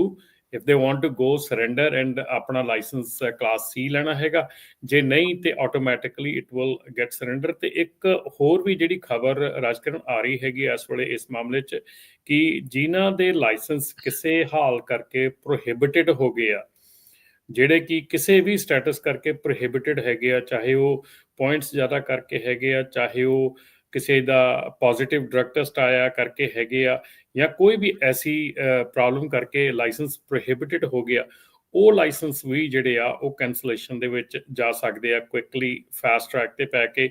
ਕਿਉਂਕਿ ਉਹਦੇ ਵਿੱਚ ਵੀ ਜਿਹੜੇ ਲਾਇਸੈਂਸੀ ਆ, ਜਿਹੜੇ ਲਾਇਸੈਂਸੀ ਹੋਲਡਰ ਆ, ਉਹ ਉਹਨਾਂ ਦੇ ਜੇ ਡਰਗ ਟੈਸਟ ਪ੍ਰੋਗਰਾਮ ਨੂੰ ਨਹੀਂ ਕਰ ਰਹੇ ਹੈਗੇ ਜਾਂ ਉਹਨੂੰ ਮੂਵ ਫਾਰਵਰਡ ਨਹੀਂ ਹੋ ਰਹੇ ਹੈਗੇ, ਜੇ ਉਹਨਾਂ ਦਾ ਪੋਜ਼ਿਟਿਵ ਆਇਆ ਹੈਗਾ ਉਹ ਨਹੀਂ ਕਰ ਰਹੇ ਹੈਗੇ, ਸੋ ਉਹ ਲਾਇਸੈਂਸ ਵੀ ਮੈਂ ਕਈ ਵਾਰੀ ਦੇਖਿਆ ਸੀਗਾ ਕਿ ਦੇ ਗਾਟ ਦਾ ਪੋਜ਼ਿਟਿਵ ਡਰਗ ਟੈਸਟ, ਦੇ ਸਟਾਪ ਡਰਾਈਵਿੰਗ ਟਰੱਕ, ਤੇ ਉਹ ਚਲੇ ਗਏ ਦੂਜਾ ਕੰਮ ਕਰਨ ਲੱਗ ਗਏ ਜੀ, ਬਾਅਦ 'ਚ ਆ ਜਾਵਾਂਗੇ, ਕੋਈ ਨਹੀਂ 2 ਸਾਲ 3 ਸਾਲ। ਸੋ ਹੁਣ ਉਹ ਲਾਇਸੈਂਸ ਜਿਹੜੇ ਆ, ਪਹਿਲਾਂ ਵੀ ਇਹ ਗੱਲ ਹੋਈ ਸੀਗੀ ਕਿ ਜਦੋਂ ਤੁਹਾਡਾ ਪੋਜ਼ਿਟਿਵ ਆ ਜਾਂਦਾ ਆ, ਆਫਟਰ 60 days ਤੁਹਾਡਾ ਲਾਇਸੈਂਸ ਡੀਗ੍ਰੇਡ ਹੋ ਜਾਂਦਾ ਆ, ਪਰ ਹੁਣ ਉਹ ਲਾਇਸੈਂਸ ਕੈਂਸਲ ਹੋਣੇ ਸ਼ੁਰੂ ਹੋ ਜਾਣਗੇ। ਇੱਕ ਹੋਰ ਜਿਹੜਾ ਵੱਡੀ ਚੀਜ਼ ਹੈਗੀ ਆ ਕਿ ਜੇ ਤੁਸੀਂ ਹਿਊਮਨ ਟ੍ਰੈਫਿਕਿੰਗ ਦੇ ਵਿੱਚ ਫੜੇ ਜਾਂਦੇ ਆ, ਹਿਊਮਨ ਟ੍ਰੈਫਿਕਿੰਗ ਕਰਦੇ ਟਰੱਕਿੰਗ ਦੇ ਵਿੱਚ ਫੜੇ ਜਾਂਦੇ ਆ, ਤੇ ਤੁਹਾਡਾ ਜਿਹੜਾ ਲਾਈਫ ਟਾਈਮ ਬੈਨ ਜਿਹੜਾ ਤੁਹਾਡੇ CDL ਦੇ ਉੱਤੇ ਲੱਗ ਜਾਊਗਾ। You will never be able to drive a truck again ਜੇ ਹਿਊਮਨ ਟ੍ਰੈਫਿਕਿੰਗ ਦੇ ਵਿੱਚ ਕੋਈ ਵੀ ਇਦਾਂ ਫੜਿਆ ਜਾਂਦਾ। ਠੀਕ ਹੈ। ਸੋ ਬਿਲਕੁਲ ਭਰਾਵੋ, ਧਿਆਨ ਰੱਖੋ ਜਿਹੜੇ ਖਾਸ ਕਰਕੇ ਟਰੱਕਰਸ ਆ, ਜੇ ਤੁਸੀਂ ਕਿਸੇ ਨੂੰ ਰਾਈਡ ਦਿੰਦੇ ਆ ਨਾ, ਮੇਕ ਸ਼ੋਰ ਕਰੋ ਵੀ ਉਹ ਬੰਦਾ ਲੀਗਲ ਹੋਵੇ, ਨਹੀਂ ਤਾਂ ਤੁਹਾਡੇ ਬੈਨ ਲੱਗ ਸਕਦਾ। ਹਾਂਜੀ, ਐਵੇਂ ਕਿਤੇ ਫੜ ਹੋ ਗਏ, ਫਸ ਗਏ, ਤੇ ਫਿਰ ਉਹ ਪੱਕਾ ਧੱਬਾ ਜਿਹੜਾ ਉਹ ਲੱਗ ਜਾਣਾ। ਫਿਰ ਉਹ ਕਿਉਂਕਿ ਹਿਊਮਨ ਟ੍ਰੈਫਿਕਿੰਗ ਇਕੱਲਾ ਸਿਰਫ ਟ੍ਰੇਲਰ ਭਰ ਕੇ ਬੰਦਿਆਂ ਨੂੰ ਲਿਜਾਣ ਦਾ ਕੰਮ ਨਹੀਂ ਹੈਗਾ। ਤੁਹਾਡੀ ਕੈਬ ਦੇ ਵਿੱਚ ਵੀ ਤੁਸੀਂ ਨਾਲ 2-3 ਬੰਦੇ ਹੈਗੇ ਆ, ਜੇ ਤੁਸੀਂ ਕਿਤੇ ਜਾ ਰਹੇ ਆ, ਕਈ ਵਾਰੀ ਆਪਾਂ ਰਾਈਡ ਲੈ ਲੈਂਦੇ ਜਿੱਦਾਂ ਕਿ ਭਾਜੀ ਉਹਨਾਂ ਨੇ ਕਿਹਾ। ਸੋ ਬੀ ਕੇਅਰਫੁਲ। ਸੋ ਕੁਲਵਿੰਦਰ ਜੀ, ਉੱਦਾਂ ਤੁਸੀਂ ਵਰਕ ਪਰਮਿਟ ਉਹਦੇ ਐਕਸਟੈਂਸ਼ਨ ਅਪਲਾਈ ਕੀਤੀ ਹੋਈ ਆ? ਨਹੀਂ ਜੀ, ਮੈਂ ਇਦਾਂ ਨਹੀਂ ਕੋਈ ਅਪਲਾਈ ਕੀਤੀ। ਓਕੇ, ਠੀਕ ਆ। ਫਿਰ ਉਹ ਤਾਂ ਫਿਰ ਸਮੇਂ ਦੇ ਨਾਲ ਹੀ ਹੋਣਾ ਆ। ਸੋ DMV ਨੂੰ ਕਾਲ ਕਰਕੇ ਪੁੱਛ ਕੇ ਦੇਖ ਸਕਦੇ ਆ ਕੀ ਉਹ ਜਿਹੜਾ ਉਹ ਕਹਿੰਦੇ ਆ। ਸੋ ਉਹ ਤੁਸੀਂ ਹਾਂਜੀ ਕਰ ਲਿਓ। ਮੇਰਾ ਇੱਕ ਸਵਾਲ ਸੀਗਾ ਭਾਜੀ, ਇੱਕ ਰੇਡੀਓ ਦੇ ਉੱਤੇ ਜ਼ਰੂਰ ਦੱਸੋ, ਜਿਹੜਾ ਰੈਗੂਲੇਸ਼ਨ ਗਵਰਨਮੈਂਟ ਵੱਲੋਂ ਇਹਨਾਂ ਦੀ ਸਾਈਟ ਹੁੰਦੀ ਆ ਨਾ, ਉਹਦੇ ਉੱਤੇ ਕਮੈਂਟ ਕਰੋ। ਉਹ 28 ਤਰੀਕ ਤੱਕ ਓਪਨ ਨੇ ਇਸ ਮਹੀਨੇ ਦੀ। ਉਹਦੇ ਮੈਂ ਕਮੈਂਟ ਪੜ੍ਹ ਰਿਹਾ ਸੀ, ਬਹੁਤ ਲੋਕਾਂ ਨੇ ਕਰਿਆ, ਜਿਨ੍ਹਾਂ ਦੇ 60 ਦਿਨਾਂ ਤੱਕ ਵੀ ਮਤਲਬ ਵੀ ਉਹਨਾਂ ਕਿਹਾ ਵੀ ਕੈਂਸਲ ਹੋ ਜਾਣੇ ਆ, ਉਹ ਵੀ ਜ਼ਰੂਰ ਕਰਨ ਜਾ ਕੇ। ਪਰ 2 ਲੱਖ ਡਰਾਈਵਰ ਦੇ ਲਈ ਆ ਉਹ ਕੀਤਾ ਵਾ ਉਹਨਾਂ ਦਾ ਵੀ। ਤੁਸੀਂ ਕਰੋ ਕਮੈਂਟ, ਆਪਣੇ ਵੱਧ ਤੋਂ ਵੱਧ ਆਪਣੇ ਸੁਝਾਅ ਦਿਓ ਵੀ ਤੁਹਾਨੂੰ ਕੀ ਨੁਕਸਾਨ ਹੋ ਸਕਦਾ ਹੈਗਾ ਇਹਦਾ, ਕੀ ਉਹ ਕੋਈ ਵੀ ਚੀਜ਼ ਆਪਣੀ ਲਿਖ ਸਕਦੇ ਉੱਥੇ ਜਾ ਕੇ। ਜੀ ਬਿਲਕੁਲ ਬਿਲਕੁਲ ਜੀ, ਸਿਰਫ 4800 ਕਮੈਂਟਸ ਹੋਏ ਆ ਉੱਥੇ ਸਿਰਫ। Thank you Kulwinder. ਪਹਿਲੇ ਦਿਨ ਹੀ ਰਮਨ ਜੀ ਜਿੱਦਣ ਇਹ ਆਇਆ ਸੀ ਅਸੀਂ ਅਨਾਉਂਸ ਕੀਤਾ ਸੀ, ਮੈਂ ਉਹ ਤੋਂ ਬਾਅਦ ਦੇਖਿਆ ਕਈ ਬੇਵਕੂਫਾਂ ਨੇ ਸਾਡੇ ਉਲਟ ਟਿਕਟੋਕਾਂ ਪਾਈਆਂ, ਕਹਿੰਦੇ ਜੀ ਵੀ ਦੇਖੋ ਇਹ ਗਲਤ ਹੀ ਕਹੀ ਜਾਂਦੇ ਆ, ਕਮੈਂਟ ਪਾਉਣ ਦੀ ਕੋਈ ਜ਼ਰੂਰਤ ਨਹੀਂ। ਹੁਣ ਉਹ ਕਮੈਂਟ ਦੇ ਵਿੱਚ ਪੂਰੀ ਸਟੋਰੀ ਪਾਓ ਵੀ ਮੇਰੇ ਲਾਈਫ ਨੂੰ ਕਿੱਦਾਂ ਅਫੈਕਟ ਹੋਊਗਾ, ਵੀ ਮੈਂ ਇੰਨੇ ਸਾਲਾਂ ਤੋਂ ਟਰੱਕ ਚਲਾਣਾ, ਮੇਰਾ ਘਰ ਬੈਂਕਰਪਟ ਹੋ ਜਾਊਗਾ, ਮੇਰੀ ਆਹ ਪ੍ਰੋਬਲਮ ਹੈਗੀ ਆ। ਸੋ ਕੱਲਾ ਆਹ ਨਹੀਂ ਹੈਗਾ ਵੀ ਹਾਂ ਬਿਲਕੁਲ ਲਾਇਸੈਂਸ ਦਿਓ, ਪੂਰੀ ਜਿਹੜੀ ਆਪਣੀ ਸਟੋਰੀ ਰਨ ਕਰੋ, ਉਹ ਚ ਸਟੋਰੀ ਦੱਸੋ। ਤੁਸੀਂ ਇਹ ਵੀ ਭਾਜੀ ਦੇਖਣਾ ਹੈਗਾ। ਦੇਖੋ ਸਾਰਿਆਂ ਨਾਲੋਂ ਵੱਡੀ ਚੀਜ਼ ਇਹ ਆ ਕਿ ਪਹਿਲਾਂ ਇਹ ਜਿਹੜੇ ਕਮੈਂਟ ਸੀਗੇ ਇਹ ਸਿਰਫ ਤੇ ਸਿਰਫ FMCSA DOT ਵੱਲੋਂ ਦੇਖੇ ਜਾਣੇ ਸੀ, ਰਿਵਿਊ ਕੀਤੇ ਜਾਣੇ ਸੀਗੇ। ਹੁਣ ਚਾਂਸਸ ਹੈਗੇ ਆ ਕਿ ਜਿਹੜੇ ਜੱਜ ਨੇ ਇੱਥੇ ਰੋਕ ਲਾਈ ਹੈਗੀ ਆ ਉਹ ਵੀ ਇਹਨਾਂ ਕਮੈਂਟਸ ਨੂੰ ਪੜ੍ਹ ਸਕਦੇ ਹੈਗੇ, ਉਹ ਵੀ ਦੇਖ ਸਕਦੇ ਹੈਗੇ ਆ। ਔਰ ਜ਼ਰੂਰੀ ਨਹੀਂਗਾ ਇਹ 4800 ਕਮੈਂਟ ਜਿਹੜੇ ਇਹਦੇ ਖਿਲਾਫ ਆਏ ਆ ਰੂਲ ਦੇ, ਇਹਦੇ ਹੱਕ ਦੇ ਵਿੱਚ ਵੀ ਬਹੁਤ ਕਮੈਂਟਸ ਆ ਵਿੱਚ। ਇਹ ਜਿਹੜੀ ਚੀਜ਼ ਹੈ ਨਾ, ਇਹ ਚੀਜ਼ ਅਗੇਨ 4800 ਦੇ ਕਰੀਬ ਸੀਗੇ ਕਪਲ ਆਫ ਡੇਜ਼ ਅਗੋ ਜਿਹੜੇ ਕਮੈਂਟ ਸੀਗੇ। ਸੋ ਇਹਦੇ ਉੱਤੇ ਇਸ ਮੌਕੇ 30,000 ਸ਼ੋ ਕਰ ਰਹੇ ਆ। ਅੱਛਾ ਜੀ, ਹਾਂਜੀ, ਇੱਕ ਜਿਹੜਾ federalregister.gov ਤੇ ਮੈਂ ਦੇਖ ਰਿਹਾ 30,122 ਕਮੈਂਟ ਨੇ। ਸੋ ਹਾਂਜੀ, which is a good thing. So I guess ਕਿ ਪਿਛਲੇ 2-3 ਦਿਨਾਂ ਦੇ ਵਿੱਚ ਇੱਕਦਮ ਅਗਰੈਸਿਵਲੀ ਇਹ ਚੀਜ਼ ਜਿਹੜੀ ਹੈ ਅੱਗੇ ਵਧੀ ਹੈਗੀ ਆ। 28 ਤਰੀਕ ਨੂੰ ਚਾਹੀਦੀ ਆ। ਤੁਸੀਂ ਆਪਣੇ ਵਿਚਾਰ ਰੱਖੋ ਇਹਦੇ ਹੱਕ ਦੇ ਵਿੱਚ, ਖਿਲਾਫ, ਜਿੱਦਾਂ ਵੀ ਜਿਹੜੇ ਵੀ ਤੁਹਾਡੇ ਵਿਚਾਰ ਹੈਗੇ ਜ਼ਰੂਰ ਰੱਖੋ ਇਹਦੇ। ਮੈਂ ਨਾ ਇਹ ਲਿੰਕ ਜਿਹੜਾ ਆਪਣਾ ਲਾਈਵ ਚੱਲ ਰਿਹਾ ਸਾਰੇ ਆਪਣੇ ਉਹਦੇ ਹੇਠਾਂ ਜਿਹੜੇ ਉਹ ਪੋਸਟ ਕਰ ਰਿਹਾ, ਤੁਸੀਂ ਜਾ ਕੇ ਜ਼ਰੂਰ ਸਾਰੇ ਜਾਣੇ ਆਪਣੀ, ਜਿੱਦਾਂ ਹਰਜੋਤ ਜੀ ਨੇ ਕਿਹਾ ਉਹ ਬਹੁਤ ਅਹਿਮ ਚੀਜ਼ ਆ, ਆਪਣੀ ਸਟੋਰੀ ਦੱਸੋ ਵੀ ਇਹਦਾ ਇਫੈਕਟ ਕਿਸ ਤਰੀਕੇ ਦੇ ਨਾਲ ਹੋਣਾ। ਕਿਉਂਕਿ ਰਮਨ ਜੀ ਜਿੱਦਾਂ ਮਰਜ਼ੀ ਕਹੀਏ ਇਹ ਵਰਕ ਪਰਮਿਟ ਇਸ਼ੂ ਕਰਨ ਵਾਲੇ ਵੀ ਇਹੀ ਸੀ, CDL ਇਸ਼ੂ ਕਰਨ ਵਾਲੇ ਵੀ ਇਹੀ ਸੀਗੇ। ਹਨਾ, ਇਲੀਗਲ ਤਾਂ ਉਹ ਚ ਕੁਝ ਹੈ ਹੀ ਨਹੀਂ ਸੀ, ਗਵਰਨਮੈਂਟ ਨੇ ਗਵਰਨਮੈਂਟ ਅਥਾਰਟੀਜ਼ ਦੇ ਦੁਆਰਾ ਇਸ਼ੂ ਕੀਤੇ ਗਏ ਡਾਕੂਮੈਂਟ ਨੇ।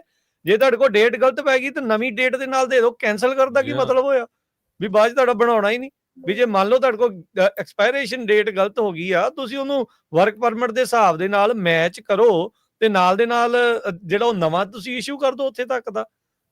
ਸੋ ਇਹ ਜਿਹੜੀਆਂ ਚੀਜ਼ਾਂ ਜਿਹੜੀਆਂ ਇਸ ਟਾਈਮ ਨਾਲ ਚੱਲ ਰਹੀਆਂ, ਸੋ ਲਿੰਕ ਥੱਲੇ ਪਾ ਦਿੱਤਾ ਹੈ। ਸੋ ਸਾਰੇ ਜਾਣੇ ਵੱਧ ਤੋਂ ਵੱਧ ਉੱਤੇ ਕਮੈਂਟ ਤੁਸੀਂ ਕਰ ਸਕਦੇ ਆ। Restoring integrity to issuance of non domiciled commercial driving licence, ਇਹ FMCSA ਦੇ ਦੁਆਰਾ 29 ਸਤੰਬਰ ਦਾ ਪਾਇਆ ਹੋਇਆ ਤੇ 28 ਨਵੰਬਰ ਤੱਕ ਜਿਹੜਾ ਇਹ ਡਾਕੂਮੈਂਟ ਵੈਲਿਡ ਆ ਤੇ ਪਬਲਿਕ ਕਮੈਂਟ ਤੁਸੀਂ ਉਸ ਦੇ ਉੱਤੇ ਕਰ ਸਕਦੇ ਆ। ਇਸ ਮੌਕੇ ਜਿੱਦਾਂ ਮੈਂ ਦੱਸਿਆ 30,122 ਕਮੈਂਟ ਇਸ ਦੇ ਉੱਤੇ ਜਿਹੜੇ ਉਹ ਆ ਚੁੱਕੇ ਹੈਗੇ ਆ। ਤੁਸੀਂ ਵੀ ਜ਼ਰੂਰ ਇਸ ਦੇ ਵਿੱਚ ਕਰੋ।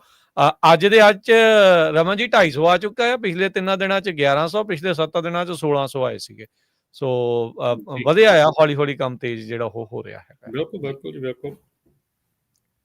ਪਰ ਬੜੀ ਕਨਫਿਊਜ਼ਨ ਆ। ਨਹੀਂ ਇਨਫੈਕਟ ਨਾ ਦੈਟਸ ਰਾਈਟ, ਉੱਥੇ ਜਿਹੜਾ ਇਹਨਾਂ ਦੀ ਵੈਬਸਾਈਟ ਤੇ 30,122 ਕਮੈਂਟ ਸ਼ੋ ਕਰਦੇ ਆ, regulation.com ਦੇ ਉੱਤੇ 6,000 ਸ਼ੋ ਕਰ ਰਹੇ ਆ। ਸੋ ਪਤਾ ਨਹੀਂ ਹੈ ਕੀ ਜਿਹੜਾ ਉਹ ਨਹੀਂ, ਜਿਹੜਾ ਰਾਈਟ ਕਮੈਂਟ ਹੈਗਾ ਇਹ ਹੈਗਾ ਰਾਜਕਰਨ 5800 ਦੇ ਕਰੀਬ ਹੈਗੇ ਆ। ਸੋ ਨਹੀਂ ਤੁਸੀਂ ਦੇਖ ਲਓ, ਜਿਹੜਾ ਜੇ ਤੁਸੀਂ ਲਿੰਕ ਖੋਲੋਗੇ ਨਾ, ਮੈਂ ਸ਼ੋ ਵੀ ਕਰ ਦੇਣਾ ਆਪਣੇ ਸਾਰੇ ਹੀ ਦਰਸ਼ਕਾਂ ਦੇ ਲਈ। ਤੁਹਾਡੇ ਮੈਂ ਖੋਲਿਆ ਹੋਇਆ ਲਿੰਕ, ਉੱਤੇ 5800 ਦੇ ਕਰੀਬ ਹੈਗੇ ਆ ਜੀ। ਹਾਂਜੀ, 2 ਤਰੀਕੇ ਦੇ ਨਾਲ ਉਹ ਸ਼ੋ ਕਰ ਰਹੇ ਆ। ਸੋ ਦੈਟਸ ਇਹ ਵੀ ਇਹਨਾਂ ਦੀ ਨਵੀਂ BSC ਆ। ਫਿਰ ਮੈਂ ਕਹੂੰਗਾ ਵੀ ਕਿਸ ਤਰੀਕੇ ਦੇ ਨਾਲ ਲੋਕਾਂ ਨੂੰ ਫਿਰ ਭੁਲੇਖਾ ਪਾਉਣ ਵਾਲੀ ਉਹੀ ਗੱਲ ਆ ਵੀ ਕੀ ਜਿਹੜਾ ਇਸ ਦੇ ਵਿੱਚ ਕਰ ਰਹੇ ਆ। ਤੁਸੀਂ ਦੇਖੋ ਇੱਥੇ 30,000 ਕਮੈਂਟ ਸ਼ੋ ਕਰਦਾ ਨਾ, ਆਹ ਦੇਖੋ 30,000 ਇਹ ਸ਼ੋ ਕਰ ਰਿਹਾ ਆ। ਤੇ ਦੂਜੇ ਪਾਸੇ ਜਦੋਂ ਉੱਥੇ ਰੈਗੂਲੇਸ਼ਨ ਵਾਲੇ ਤੇ ਮੇਨ ਦੇ ਉਹਦੇ ਵਿੱਚ ਜਾਂਦੇ ਆ, ਰੈਗੂਲੇਸ਼ਨ ਵਾਲਾ ਮੇਨ ਆ ਜੀ, ਇਹ ਹੋਰ ਕੋਈ ਹੈਗਾ ਆ? ਨਹੀਂ, ਉਹਨਾਂ ਦੀ ਹੋਈ ਆ, federalregister.gov ਆ, ਇਹਨਾਂ ਦੀ ਹੋਈ ਆ, ਸੇਮ ਹੀ ਆ ਉਹ ਵਾਲਾ ਨਾ, ਉਹਦੇ ਵਿੱਚ। ਆਪਣੇ ਅਗਲੇ ਕਾਲਰ ਨੇ ਜਤਿੰਦਰ, ਸਤਿ ਸ਼੍ਰੀ ਅਕਾਲ ਜੀ। ਹਾਂਜੀ, ਸਤਿ ਸ਼੍ਰੀ ਅਕਾਲ ਜੀ।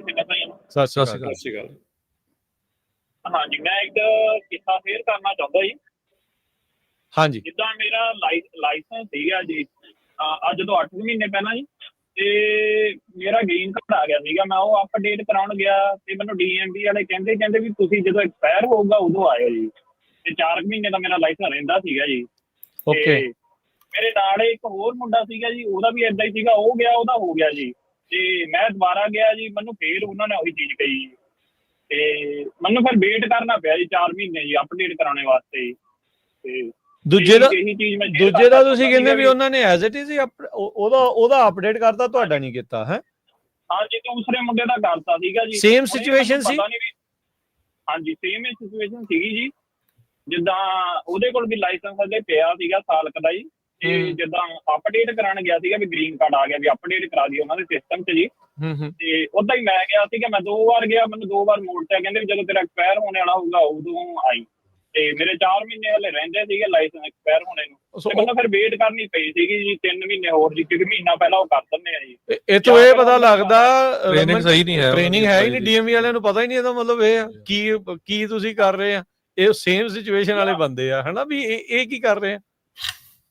ਹਾਂਜੀ ਹਾਂਜੀ, ਉਹੀ ਹੈ ਜੀ, ਜਾਂ ਫਿਰ ਡੀਐਮਵੀ ਬਿਜ਼ੀ ਹੋ ਸਕਦੇ, ਵੀ ਜਿਹੜੇ ਵਰਕਰ ਹੈ ਉਹ ਬਿਜ਼ੀ ਹੋਣ ਕਰਕੇ। ਨਹੀਂ ਇਹ ਹੈ ਭਾਜੀ, ਮੈਨੂੰ ਡੀਐਮਪੀ ਦਾ ਇੱਕ ਮੈਨੇਜਰ ਮਿਲਿਆ ਯੂਨੀਵਰਸਿਟੀ ਦਾ, ਆਪਣਾ ਹੀ ਮੁੰਡਾ ਸੀ ਸਿੰਘ, ਕਹਿੰਦਾ ਵੀ ਫ੍ਰਿਜ਼ਨੋ ਦੇ ਵਿੱਚ 100 ਦਿਨ ਦਾ ਵੇਟਿੰਗ ਪੀਰੀਅਡ ਸੀ ਟੈਸਟ ਦੇਣ ਦਾ, ਤੇ ਨਗਰ ਕੀਰਤਨ ਤੇ ਗਿਆ ਸੀ, ਕਹਿੰਦਾ ਹੁਣ 1 ਦਿਨ ਤੋਂ ਵੀ ਘੱਟ ਆ, ਤੁਸੀਂ ਹਿਸਾਬ ਲਾ ਲਓ।